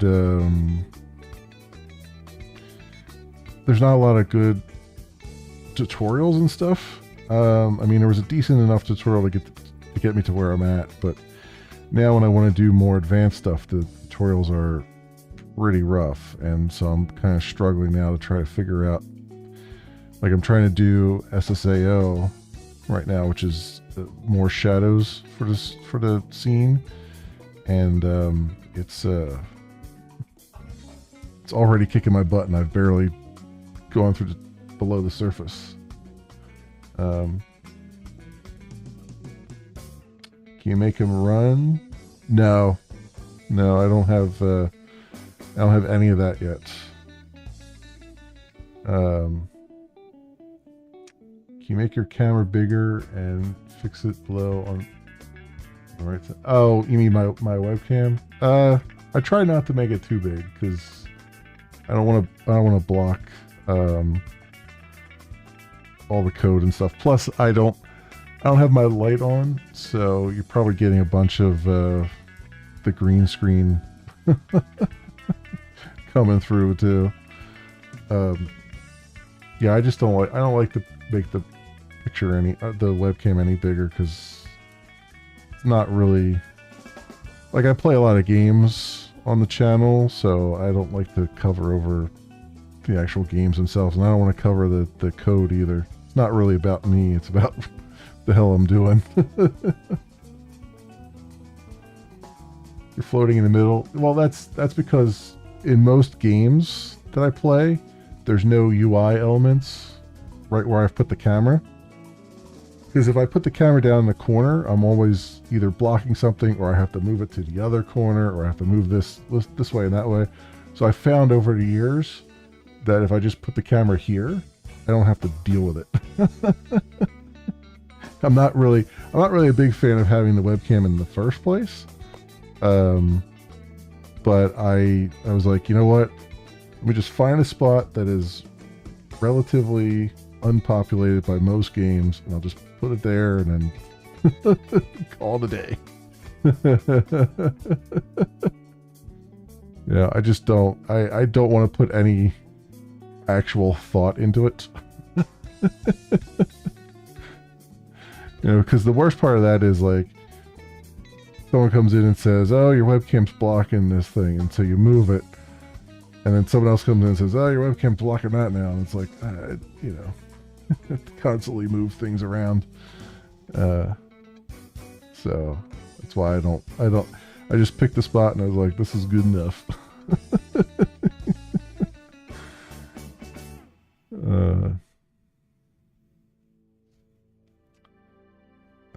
Let's see. So if I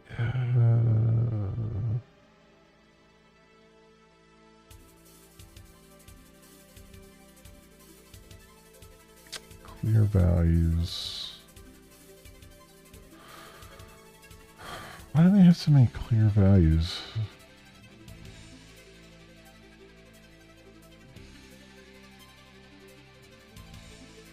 For all the attachments. Why does every attachment have a different clear value?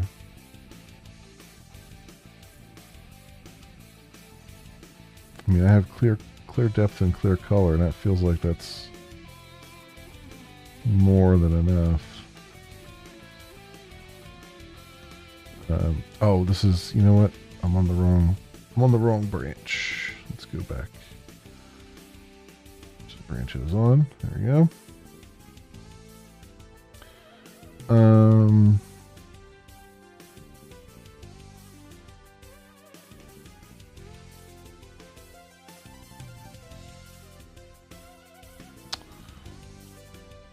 So what do I...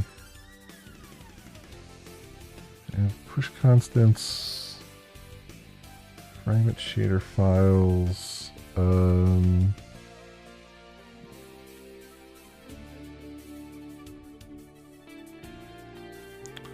different storage layouts. And they have a couple different layouts here, right?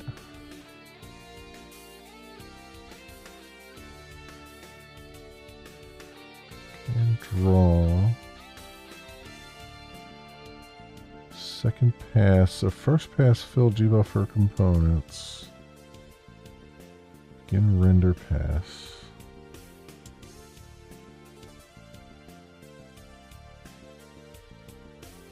And render pass. Don't I have a...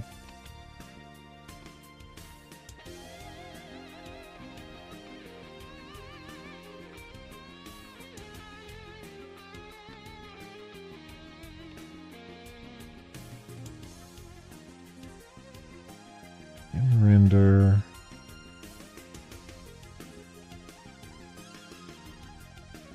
And rendering.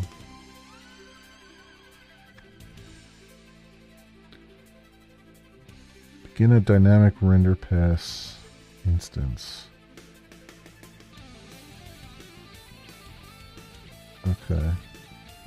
Which I'm guessing is the same as that. I guess it's just different because of how they've mapped it, but alright. So, I do a render pass. I can actually do multiple render passes.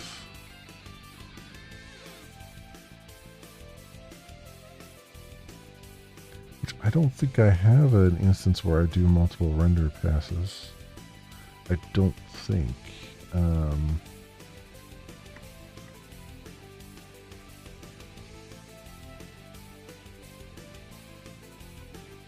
mean, I guess technically I do because there's multiple renderers in here, but...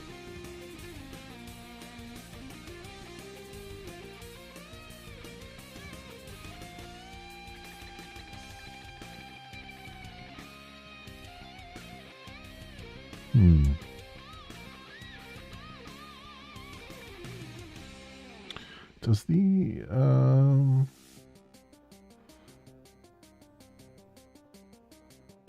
yeah, this does a draw indirect as well. Get indirect buffer, get buffer. Indirect buffer for current frame. Right, okay, that's what the indirects... Because it's got the actual draw commands in it. But then, how do I...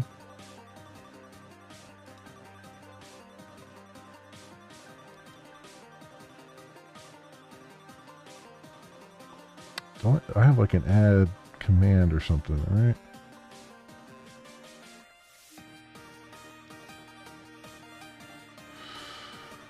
Huh.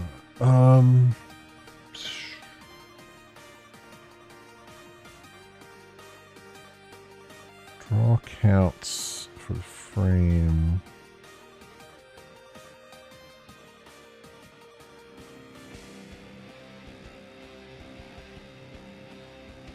They buffer, indirect draw commands buffer, creates a buffer, draw counts, instance data,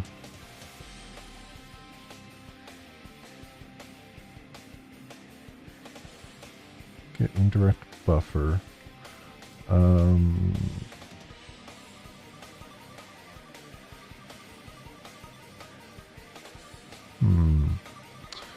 So, yeah, that gets the buffer for those commands.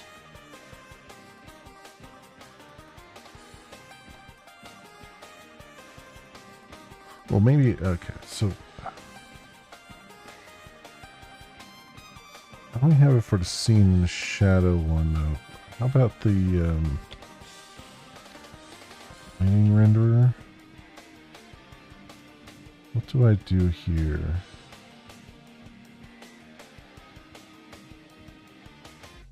So I have the render somewhere.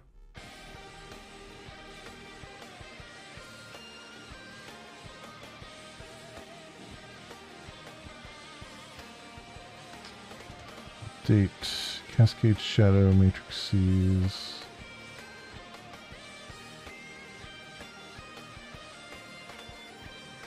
State lights. Yeah, I just do a regular command draw here.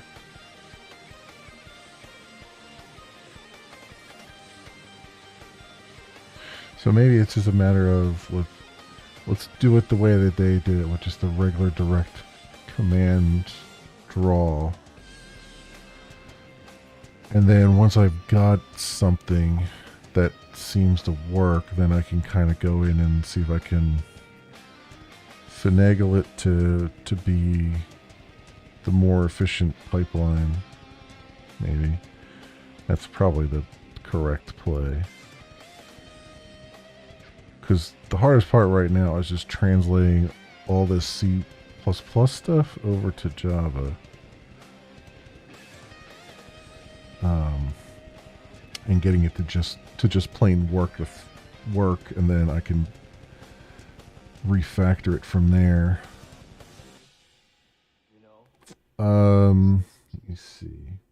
A damn fine cup of coffee. Let me see.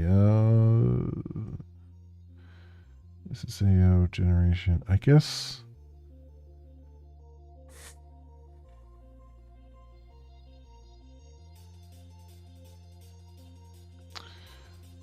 Half the problem is I don't know where to start.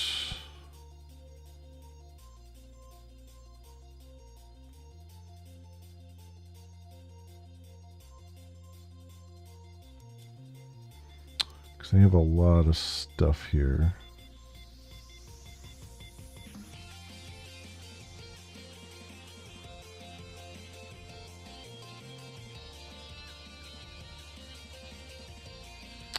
I guess I would start with the constructor. Let's prepare off stream. Where's the constructor at?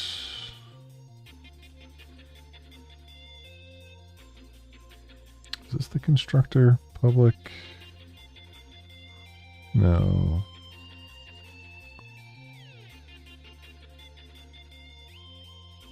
Maybe. Oh, here it is. Welcome. Sample. Yeah, that's definitely a constructor because it's just doing. Yeah, because this is the destructor for it. Not really helping me though because I need to know.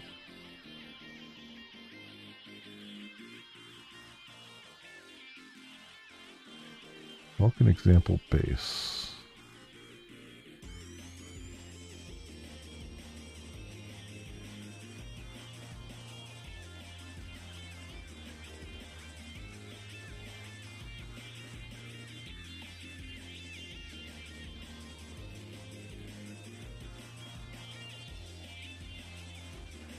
Let's cleanups and command line parser. What else are we doing here? Enumerate. No idea. How do I go back? There we go. Shift back? Nope, that's not it. Oh,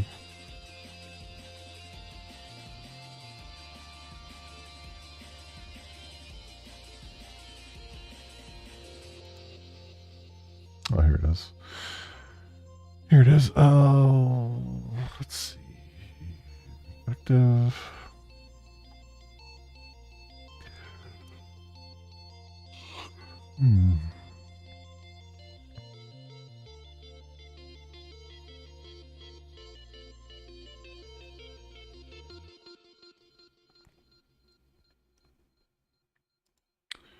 A frame buffer attachment. Image.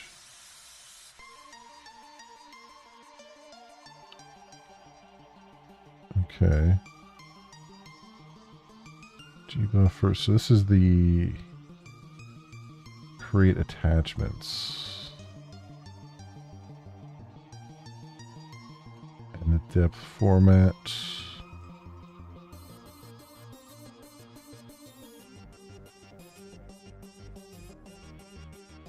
Okay. I guess we'll start there. Because I have init depth attachment, but I think what I'm going to need is just init attachments right now for the moment. Just to kind of wrap my head around what they're doing here. So let's do private. Oh no. No. You are not supposed to be on.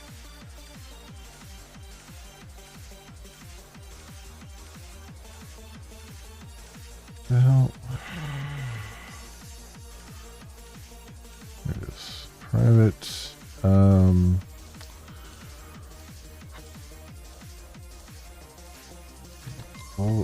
Oh my god. I told you, you are not to be on. Why are you on? Don't be on. There we go. Must have hit the button and turned on the Copilot code complete, which drives me absolutely insane. Private void init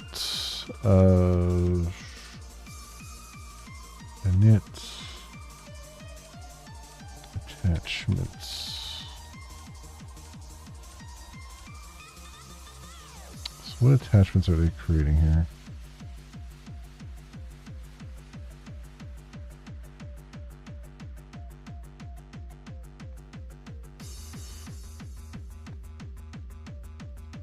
So that looks like position and depth, normals. Okay.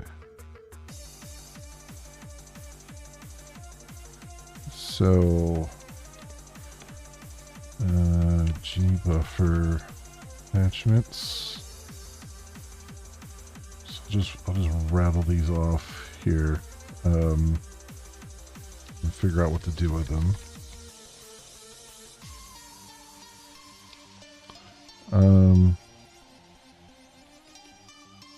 No.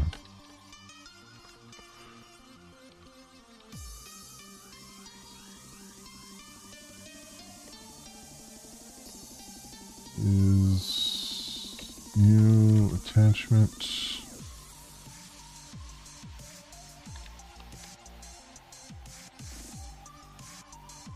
So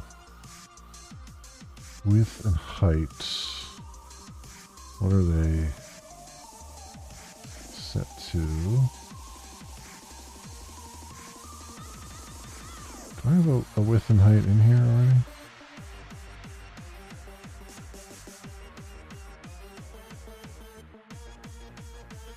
Oh, yeah, shadow map size. So what's the width? Oh, really? Oh, okay. So just the width and height of the screen. Okay. Okay. So I guess window. Nope, that's not a thing. What I do in the scene renderer.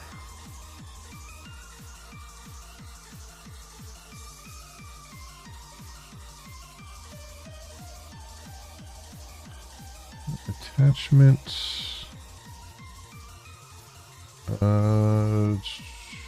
Color attachments.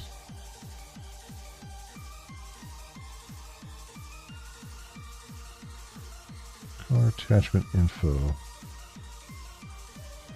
Material attachments. Attachment. Really?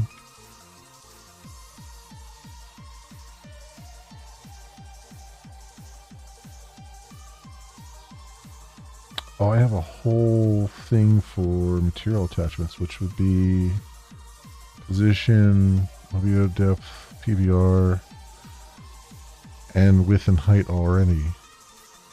Oh, well, that would make life easier. So material attachments.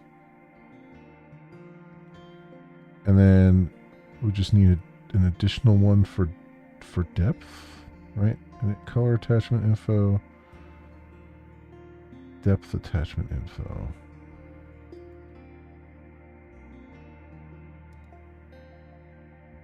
Material attachments, color, depth. Where do they come from?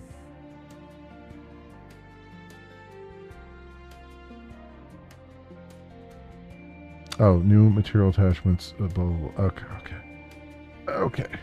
All right. That's makes more sense to me. So what I need then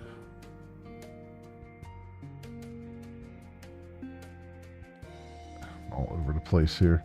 I'm all over the place here. Private, final, just private, material, attachments, and then we have a depth attachment, right? Which probably should also be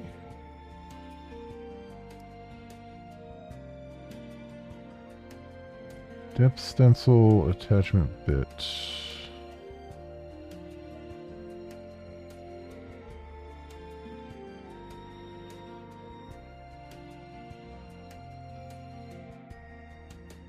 Oh, it does. It has a depth attachment already on it. Color. Yeah, see position. Yeah, this is good. And depth is image usage, depth stencil attachment bit, which is that. And then image usage color attachment bit.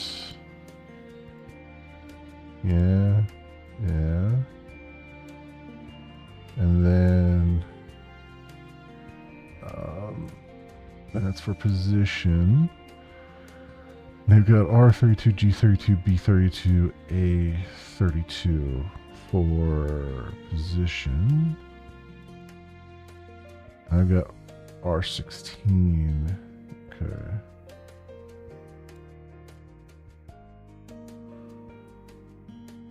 R16. I imagine that's going to be a potential issue. But then they've got what? R8, G8, B8, A8. R for the normal. I've got 16. I wonder if that's actually going to be that big of an issue.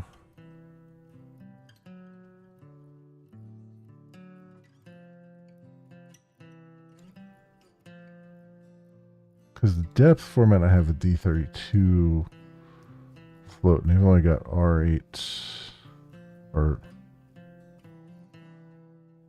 depth format is...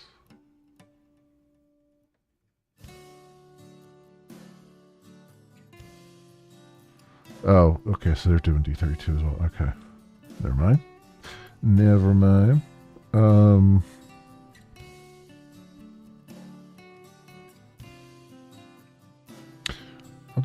You know what? I'll roll with what we got. And then if it needs more precision, then I'll give it more precision.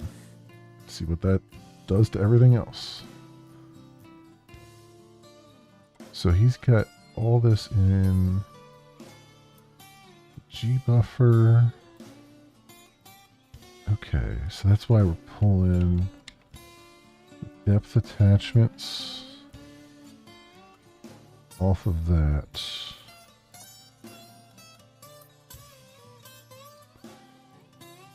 So init. So init color attachment, right, becomes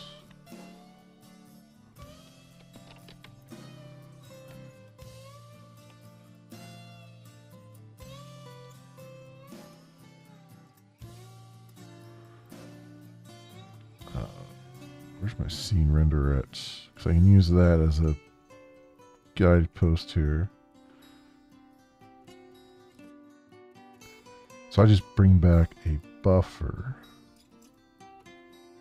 Init color attachment info.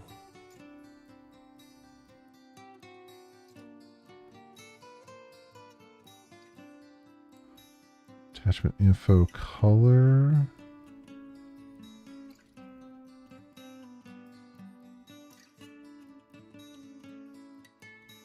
And depth. Okay.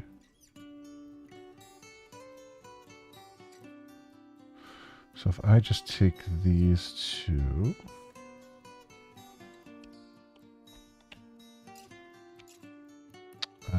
actually these three, pull them over here.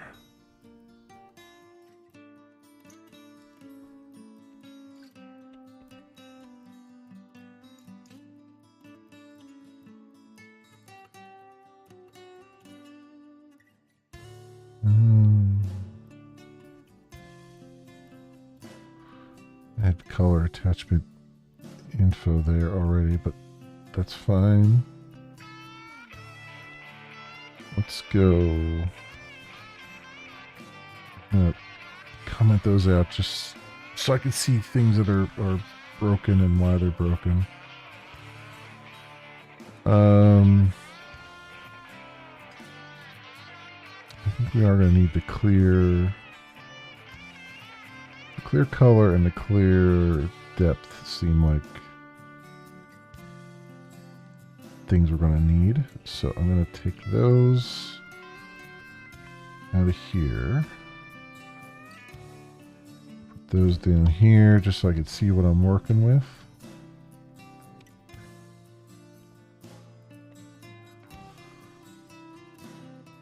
There we go. Alright, and then I'm just going to I'm commenting things out mostly just so that it's easier for me to see what was there. I'll eventually remove that, but it's easier for me to just see what was here rather than going into like get history and looking at that and all that stuff.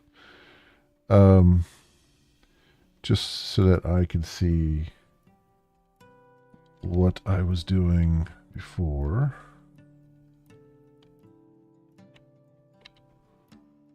So you have that. We'll definitely need the init shader modules. In fact, depth format, I can get rid of that even probably. Attachment format. Okay, let's hide all of these for the moment. Just make it easier later on to like clear out all the stuff I don't need.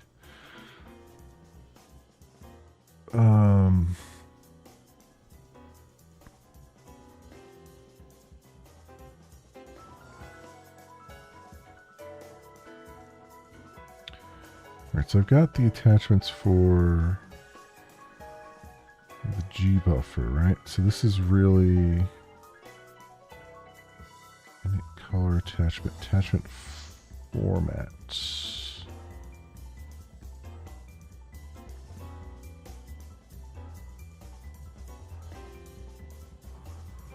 This is not okay. This is not what I want anyway.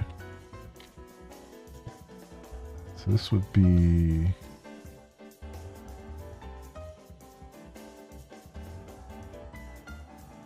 okay, you know what? Screw this. Let's just comment that whole thing out, and we'll do private static.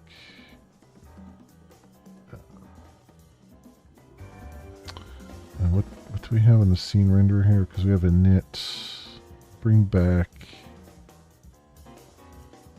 VK rendering attachment info buffer.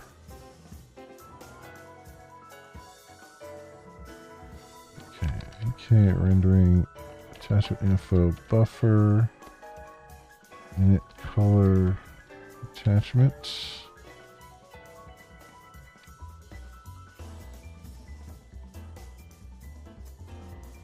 Color attachment info, I guess, really. Okay, clear value, color attachment info, and then it's material attachments, and then VK clear value.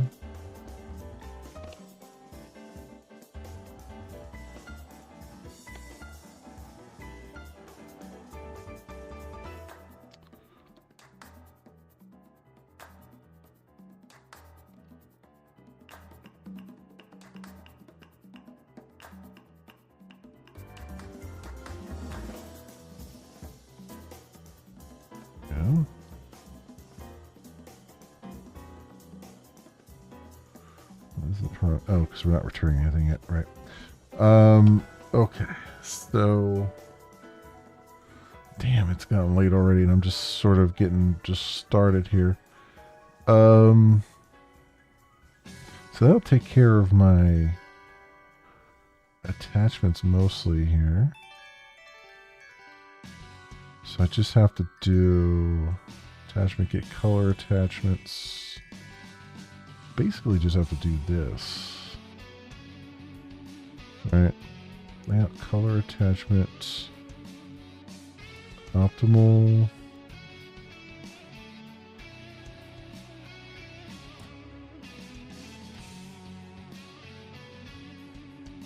Yeah, like this is one of those things where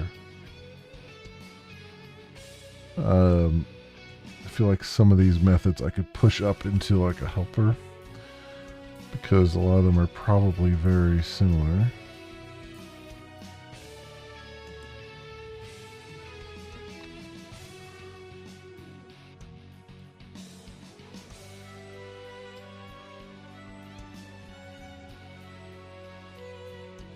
Go. Attachments. Attachment.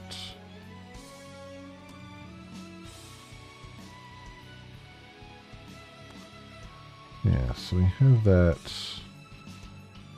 And then there's a depth attachment info.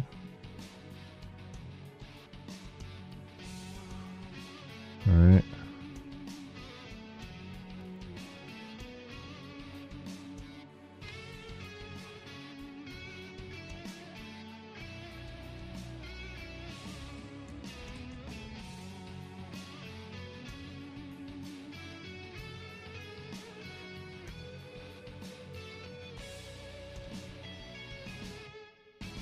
Those depth attachment info. That.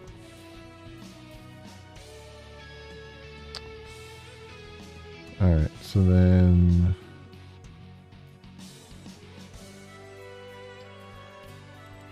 here we go and do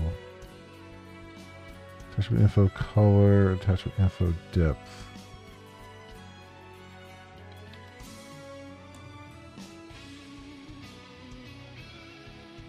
Color attachment info, and I need to make the material attachments.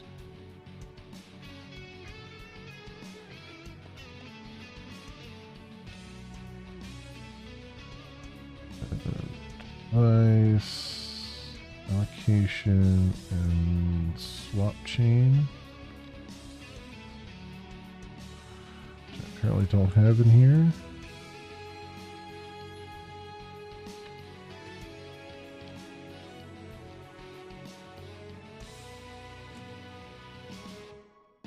Chain.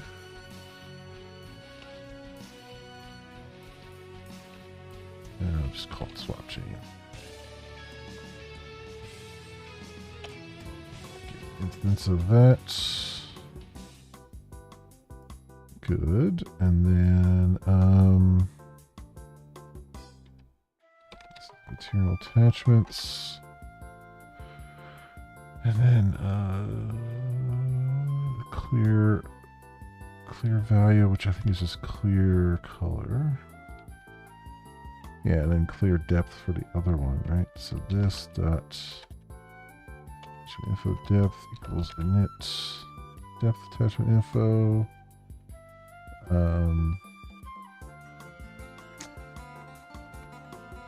So material attachments and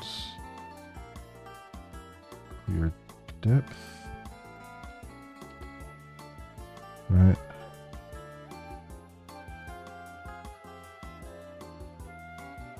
Attachment depth. Get that depth attachment. Yeah, okay. So it calls that one.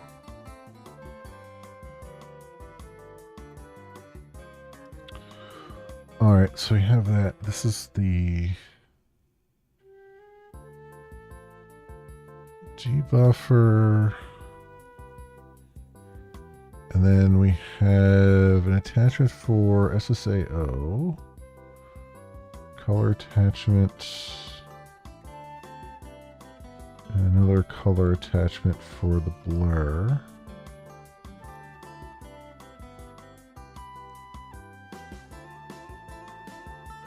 SSAO width and height. What is that? Oh, it's just the width and height. Okay. Otherwise, it was Android, it's the width and height divided by 2. But, okay. I got it. I gotta figure out what back is. And it's...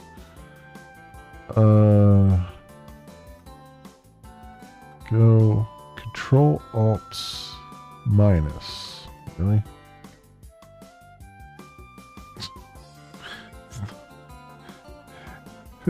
For context, in IntelliJ, back and forward is control left and right arrow keys.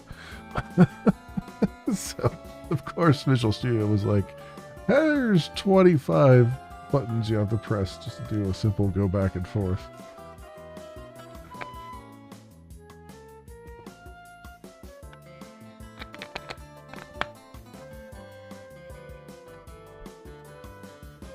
Then again, I do have IntelliJ set for the Eclipse keybinds, so I don't know what the default for IntelliJ is. Maybe it is something crazy like that. Let's see.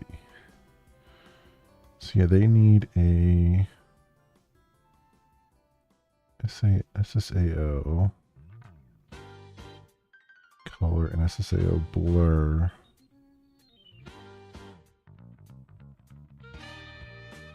So I'm guessing I need to do what we were doing here with the creating those attachments directly. Color attachment info.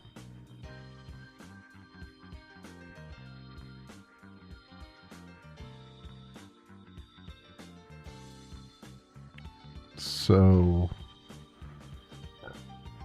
that would be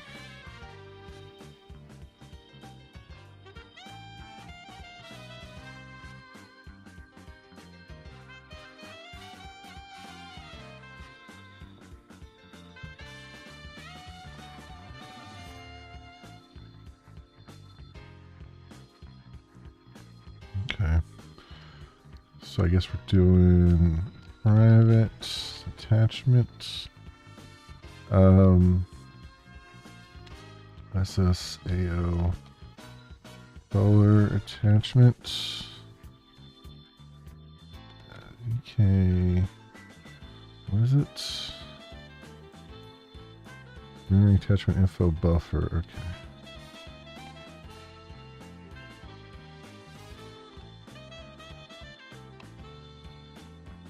Buffer is what is the SSAO color attachment info, and private attachment SSAO blur attachment. Move it. Okay, rendering attachment info buffer. SSAO blur attachment info. Okay. I gotta create those, which we have the stuff for that. I just need to pull that in, right? Init color attachments. And they're both the same parameters, right? So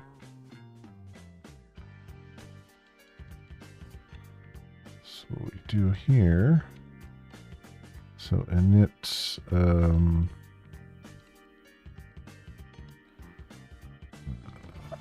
SSAO attachment, and that brings back just an attachment class.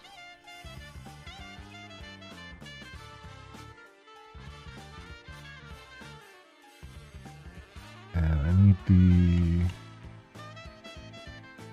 width and height will be, this is width and height, right? Okay, util width and height. So that would be the, swap chain.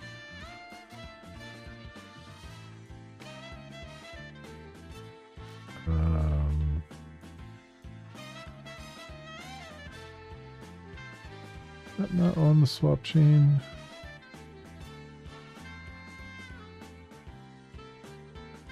Get swap chain extent. Yeah, here we go. Width and swap chain. Get swap chain extent height.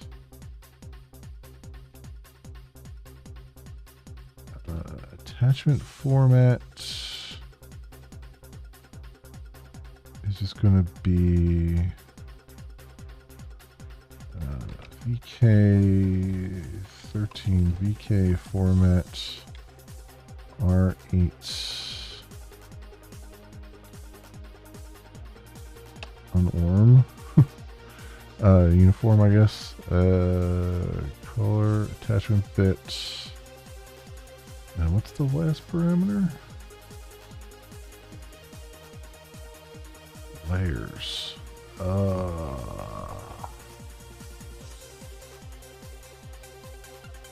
Shadow map cascade count 3.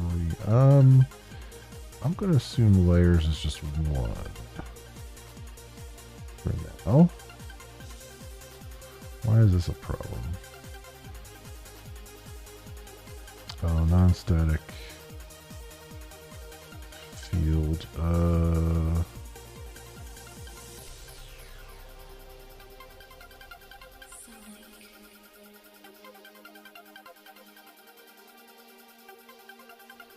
I'll just pass the swap chain in, that's all.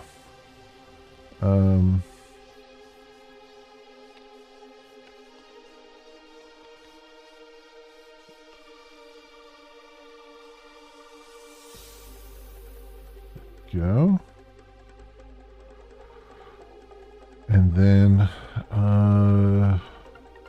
same thing here. Do init SSAO color attachment info source attachment clear value, and I'm going to assume all these are the same for now. Okay, so then up here we want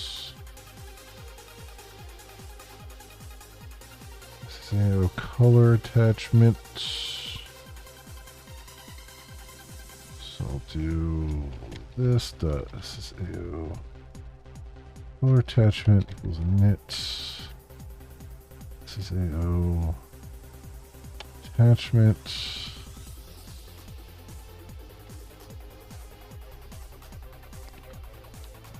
This is AO color attachment info. And this is AO attachment and clear color.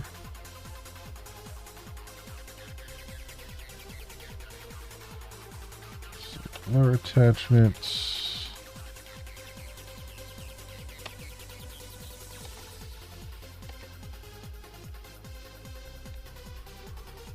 And this,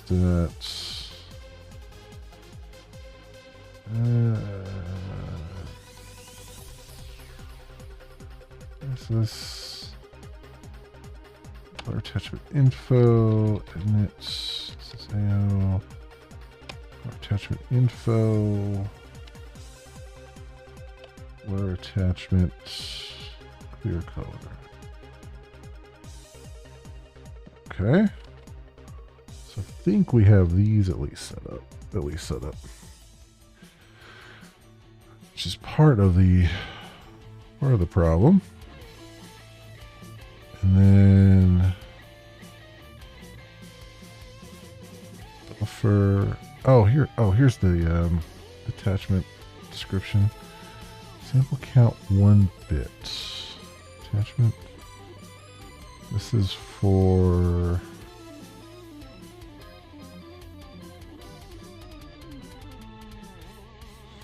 formats. Attachment optimal I already had set. Sample count 1 bit.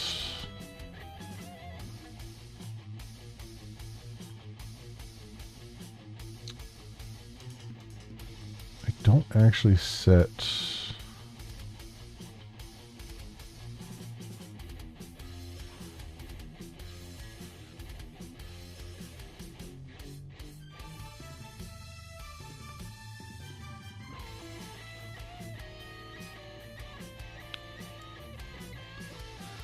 if I don't lay up I equals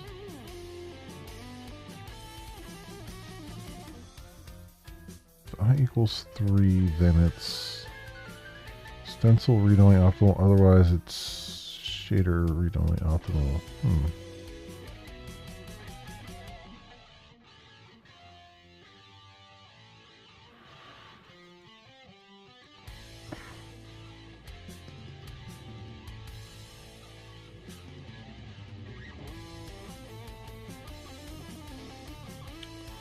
Load up, store up, stencil load up, stencil store up, don't care.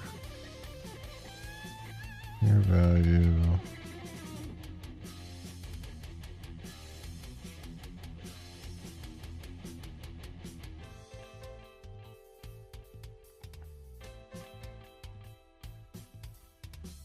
And then under attachments,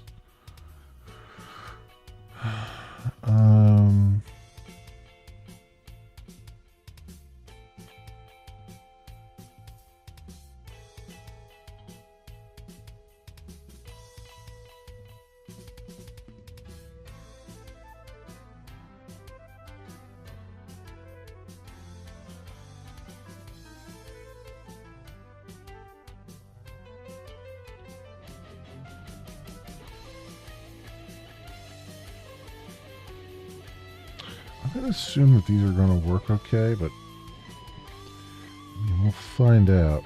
We'll find out the hard way.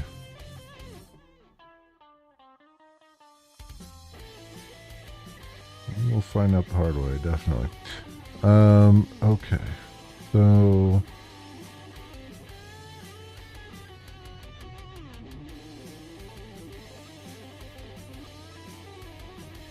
image layout, color, attachment optimal. Attachment.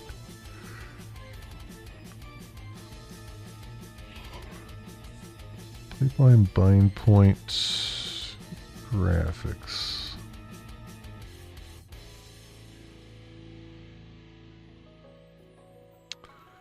This is doing subpasses, and I don't know if we've done subpasses on anything here.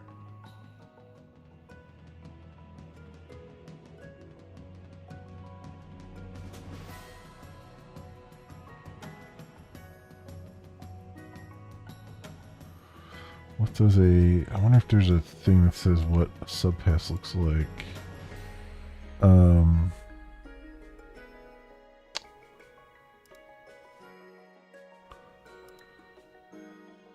What a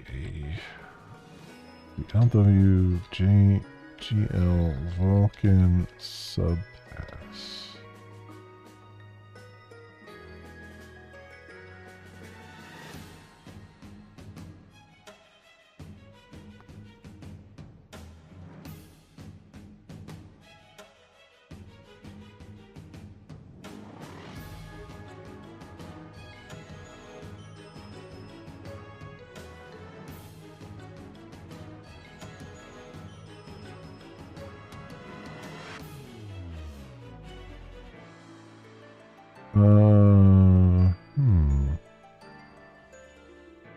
So subpass shading, what does that do? Device extension.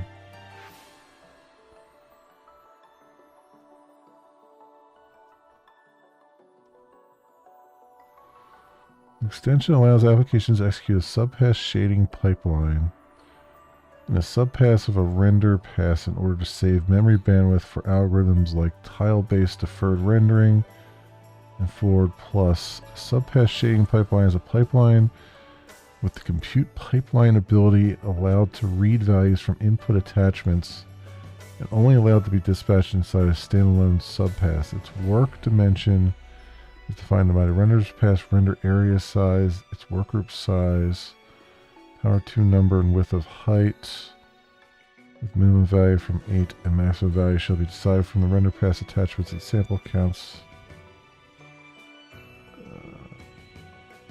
Pipeline.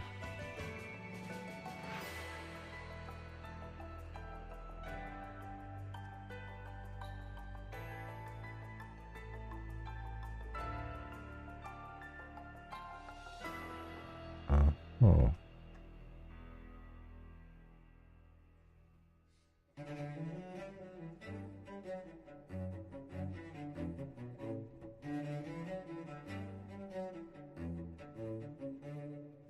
As far as I know, they're not actually doing subpasses though, because I didn't see anything like that in the...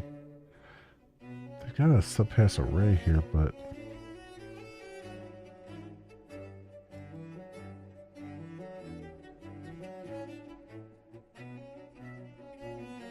Unless it's in one of their,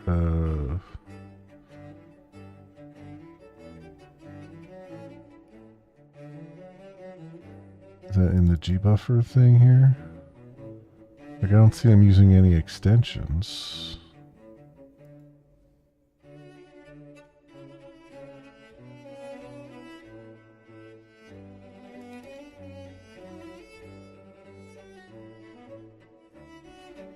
It certainly doesn't look like they're using any extensions. No. Okay. Well, let me save this. Let's real fast. Let me see if I can do the rest of these shaders here, just so we have them done, because those are going to be basically identical. I mean, basically. So I've done the blur and the composition. All right, so we'll do share file, full screen, text.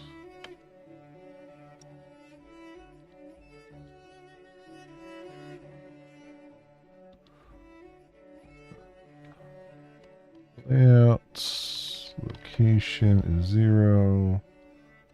Out vector 2, out UV. And then out GL per vertex.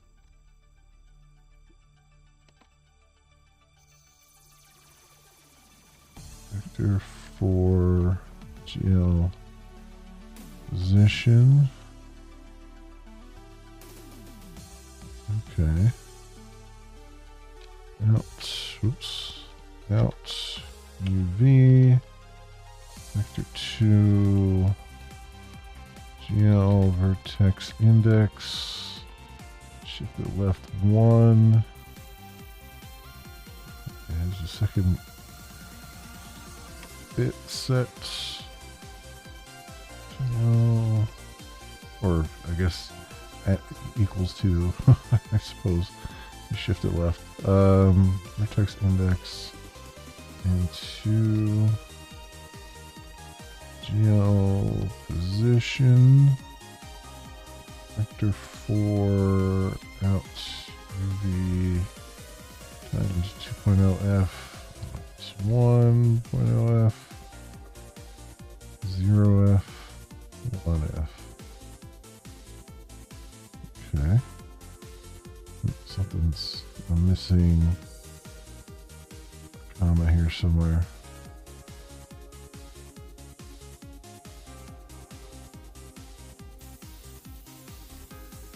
UV 0f 1f. Yeah, hang on, happening there?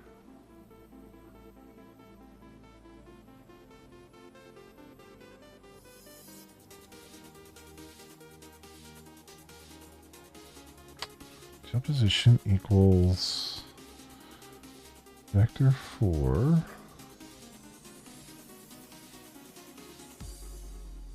expected got, did I not? No, that's correct there. Oh, I see the problem. Well, it still has a problem here.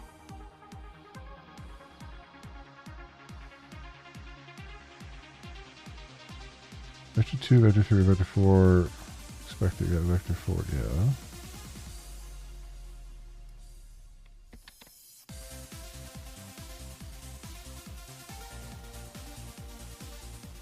Out UV times 2.0f minus 1.0f 0, 1.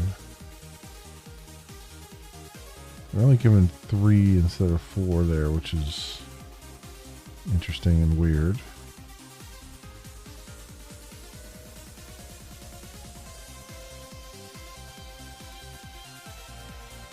This is telling me that there's an error here.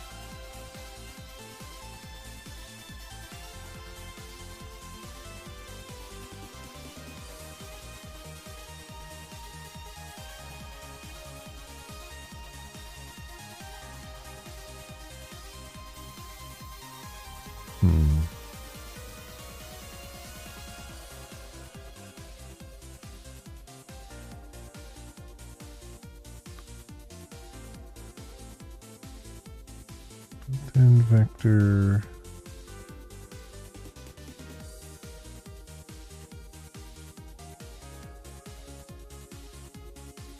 identifier expected.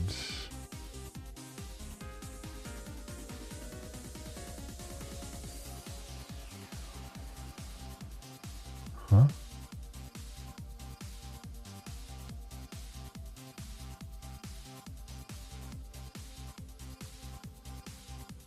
Did I miss something here? 450 layout location 0 out vector 2 out UV GL per vertex vector 4 GL position void main out UV equals vector 2 GL vert. Oh, I see. It's capital V. There, that's that. Okay, vertex index into GL position equals vector 4 out UV. It's 1, 0, 1. We do, just in case. Let's complain about that. Oh, it was complaining about that. Huh. Okay. Sure.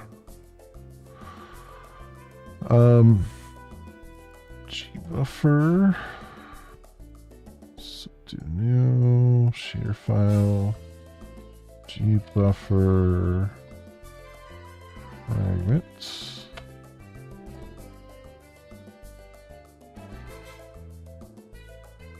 And then it has a vertex one as well. So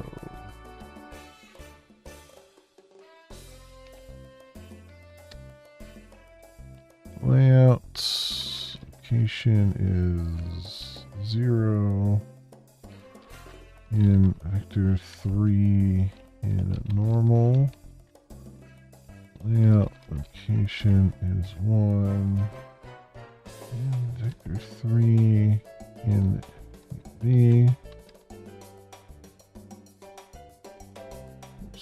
2 in vector 3 in color.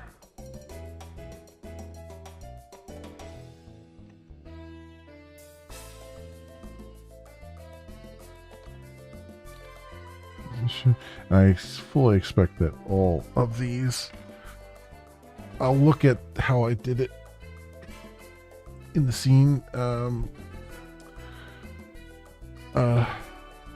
fragment shader and just copy that because I'm really just passing the buffer address now, and I think these all go into a structure then.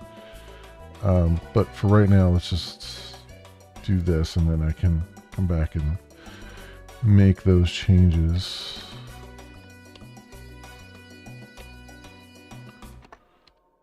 Zero out, therefore out position.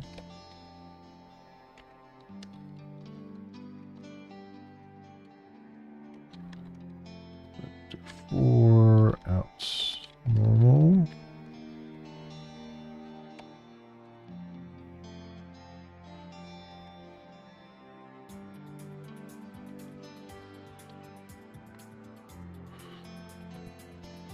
Okay.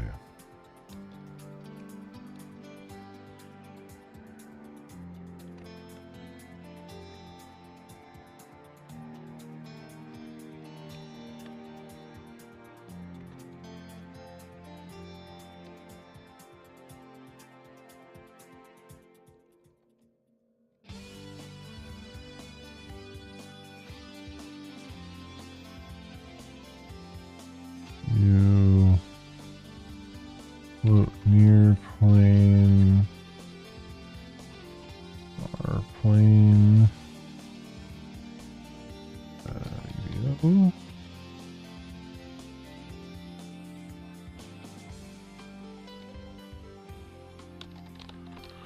Layout set 1, binding 0. Form, sampler 2D, sampler color map.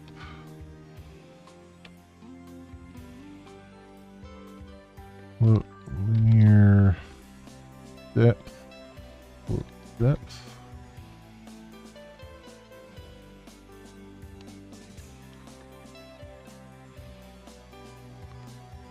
Times 2.0 F plus 1.0 F. Return 2.0 times UBO near plane times UBO far plane divided by far plane plus UBO near plane minus Z times UBO far plane minus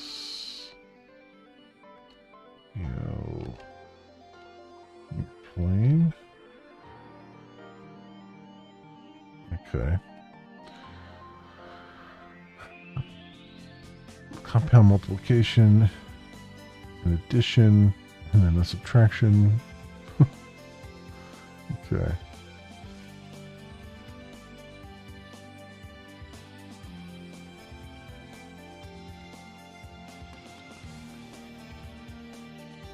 Alright, and then void main.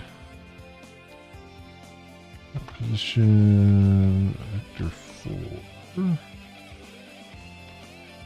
Position.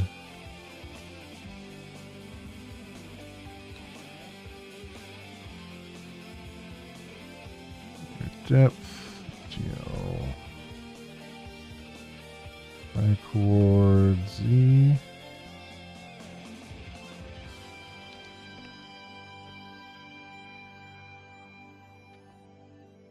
Or, oops, normalize in normal times 0.5 plus 0.5 1.0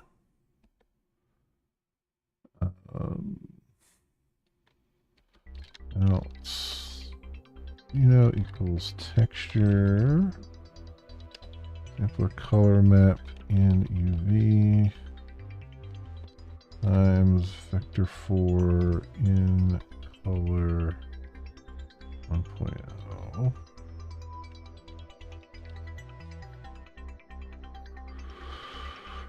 Right, and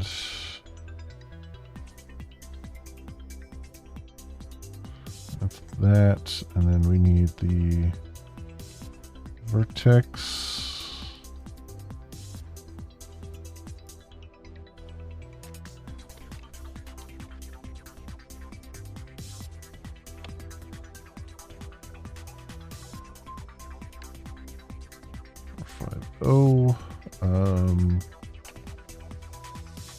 Layouts location is 0 in vector 4 in position.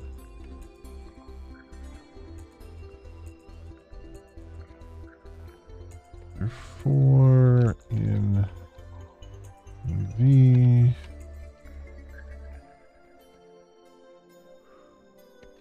And vector 3 in color.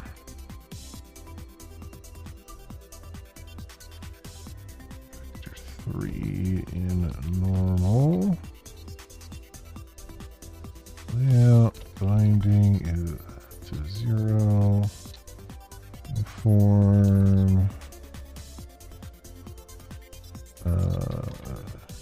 For projection, model, view,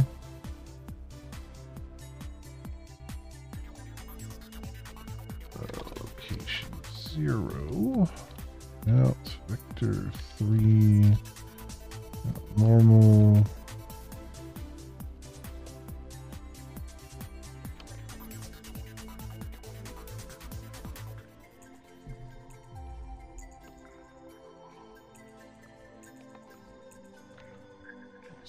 to out color.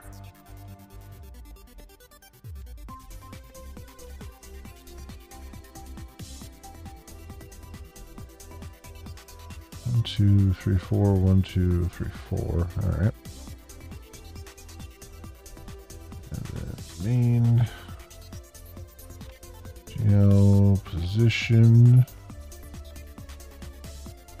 Projection, view, model, times in position, out UV is in UV, not touching it, vertex, position in U space, position is vector 3 view, oops, times model in position. Okay. Normal and view space. H3 normal. Matrix is transpose inverse matrix 3 UBO view times UBO model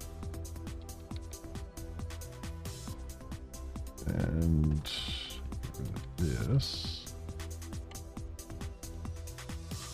2 3 at the end. Yep. Out normal is normal matrix and in normal. Out color is in color. Okay, so that has at least the shaders, the initial pass of the shaders done, although like I said, I'm gonna have to change these layouts and stuff. Most likely. Alright. Unfortunately, I've run out of time for tonight. I need to somehow make a note of where I've left off here.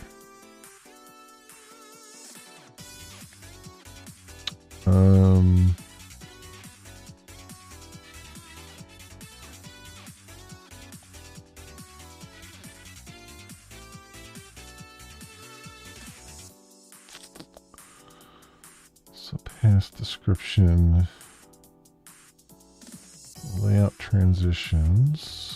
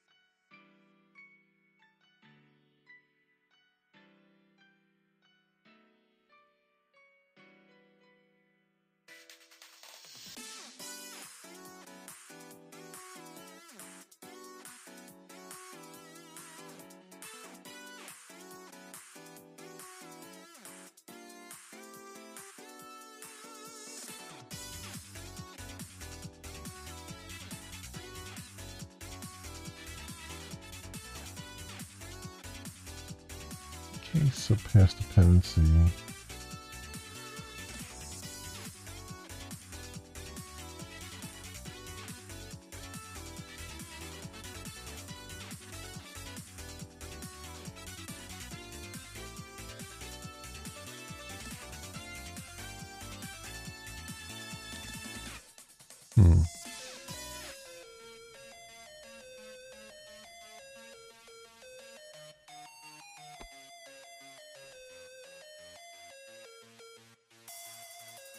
What is this given to, though?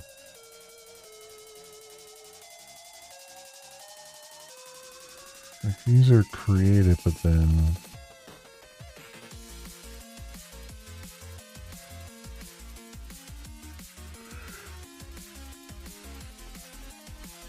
they're created as an array.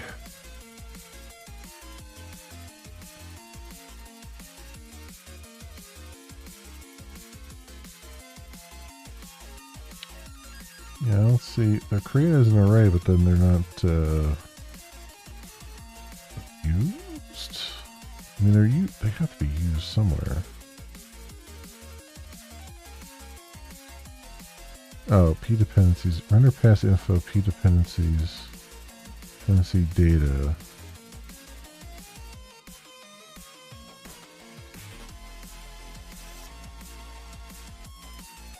So I have to look at that. So when I create the render pass, I have to look at how to create the P dependencies, which it looks like you just have to kind of give it that at the subpass count. Create render pass. Yeah, that looks familiar.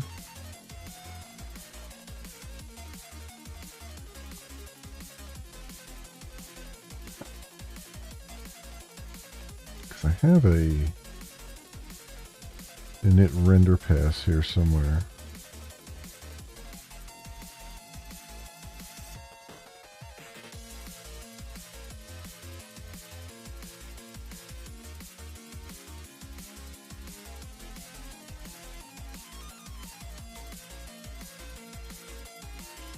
I have to init the pipeline too, but yeah, init render info. Yeah, rendering info.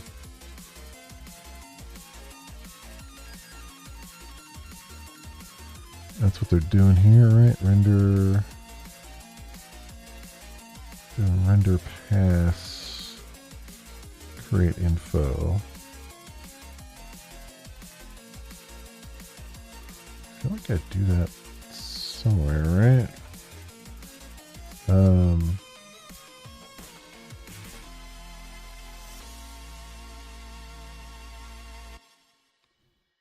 Rendering info.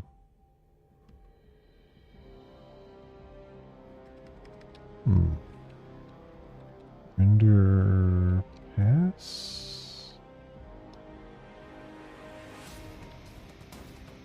Huh. Does this take a dependencies?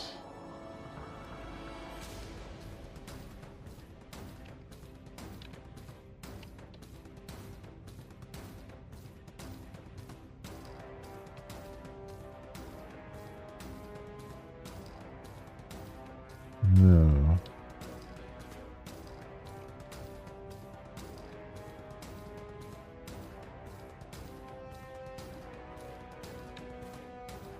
Huh. Render pass info. No. That's. Huh. Where does that get fed into?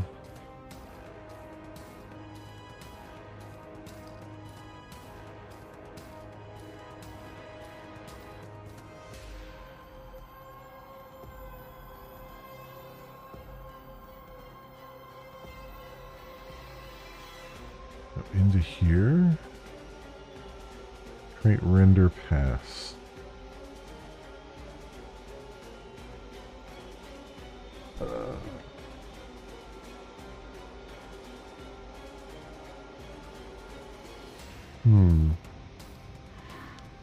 So I don't use that all anywhere.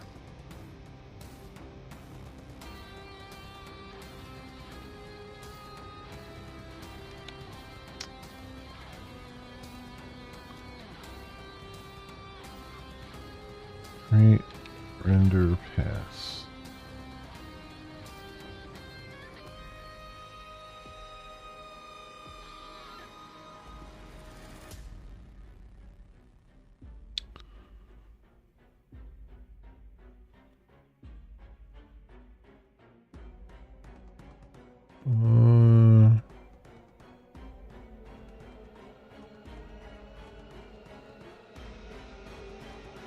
Render passes Vulkan tutorial Java.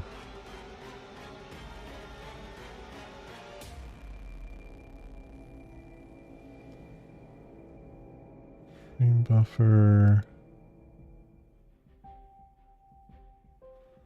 This is in Vulkan 4J, huh? Okay.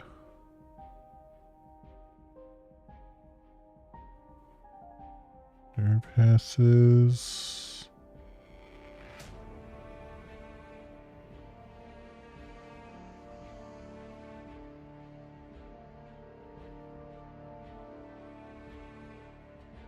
Search for that. Render. Create render pass.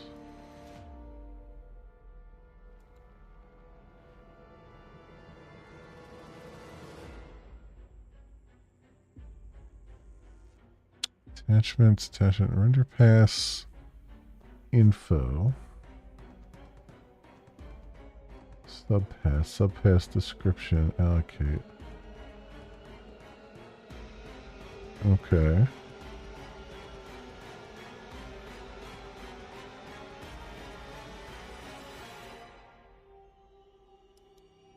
The color attachments.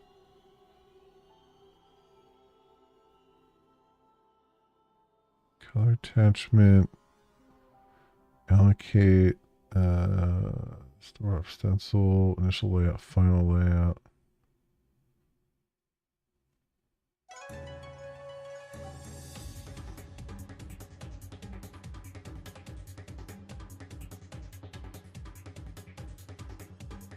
Create render pass. It only creates one.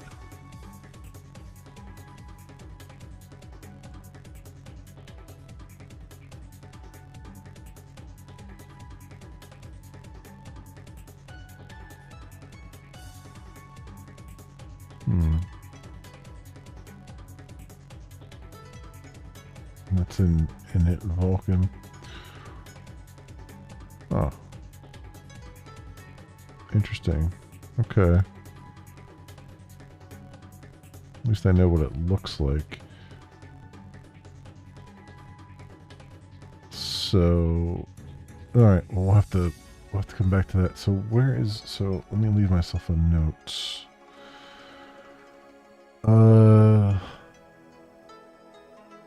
Line 328. Picked up with line 328. SSAO, CCP. Look at render. Yes. Stuff for UGL.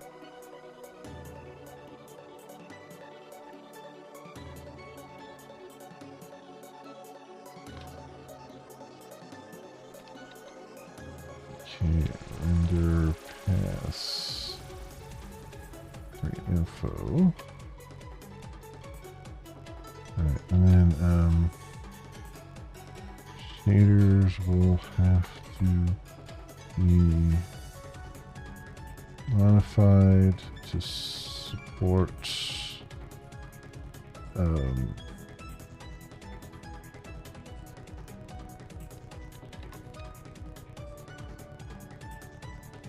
constants and buffers. Alright. We'll save that. We'll save that for myself for another day, my friends. Unfortunately, I have to stop there right now because it's getting late. But yeah, making a little bit of progress. It's going to be slow going until I can. I mean, the one good thing about doing this is that it's now forcing me to understand better how the individual components sort of fall together, the attachments and the variables that are getting pushed to the shaders and stuff, which is going to take me a bit to process all of it. Actually, I should probably just commit my stuff because I'm on a branch, so it doesn't have to build.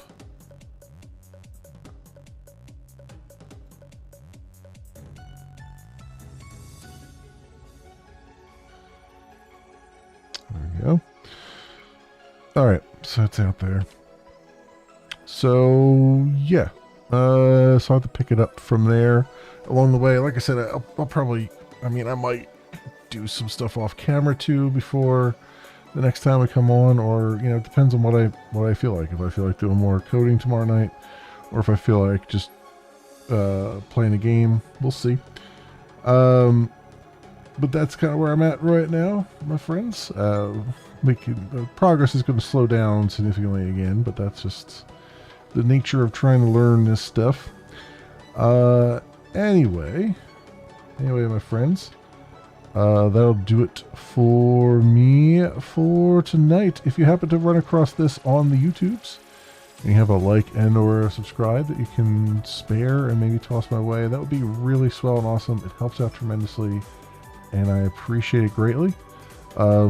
Otherwise, thank you so much, everyone, for watching. I hope everyone has an excellent morning, afternoon, or evening, depending on what it is for you. Hope to see you back here again in the future for some more stuff, whatever happens to suit your fancy. Until then, see you, bye.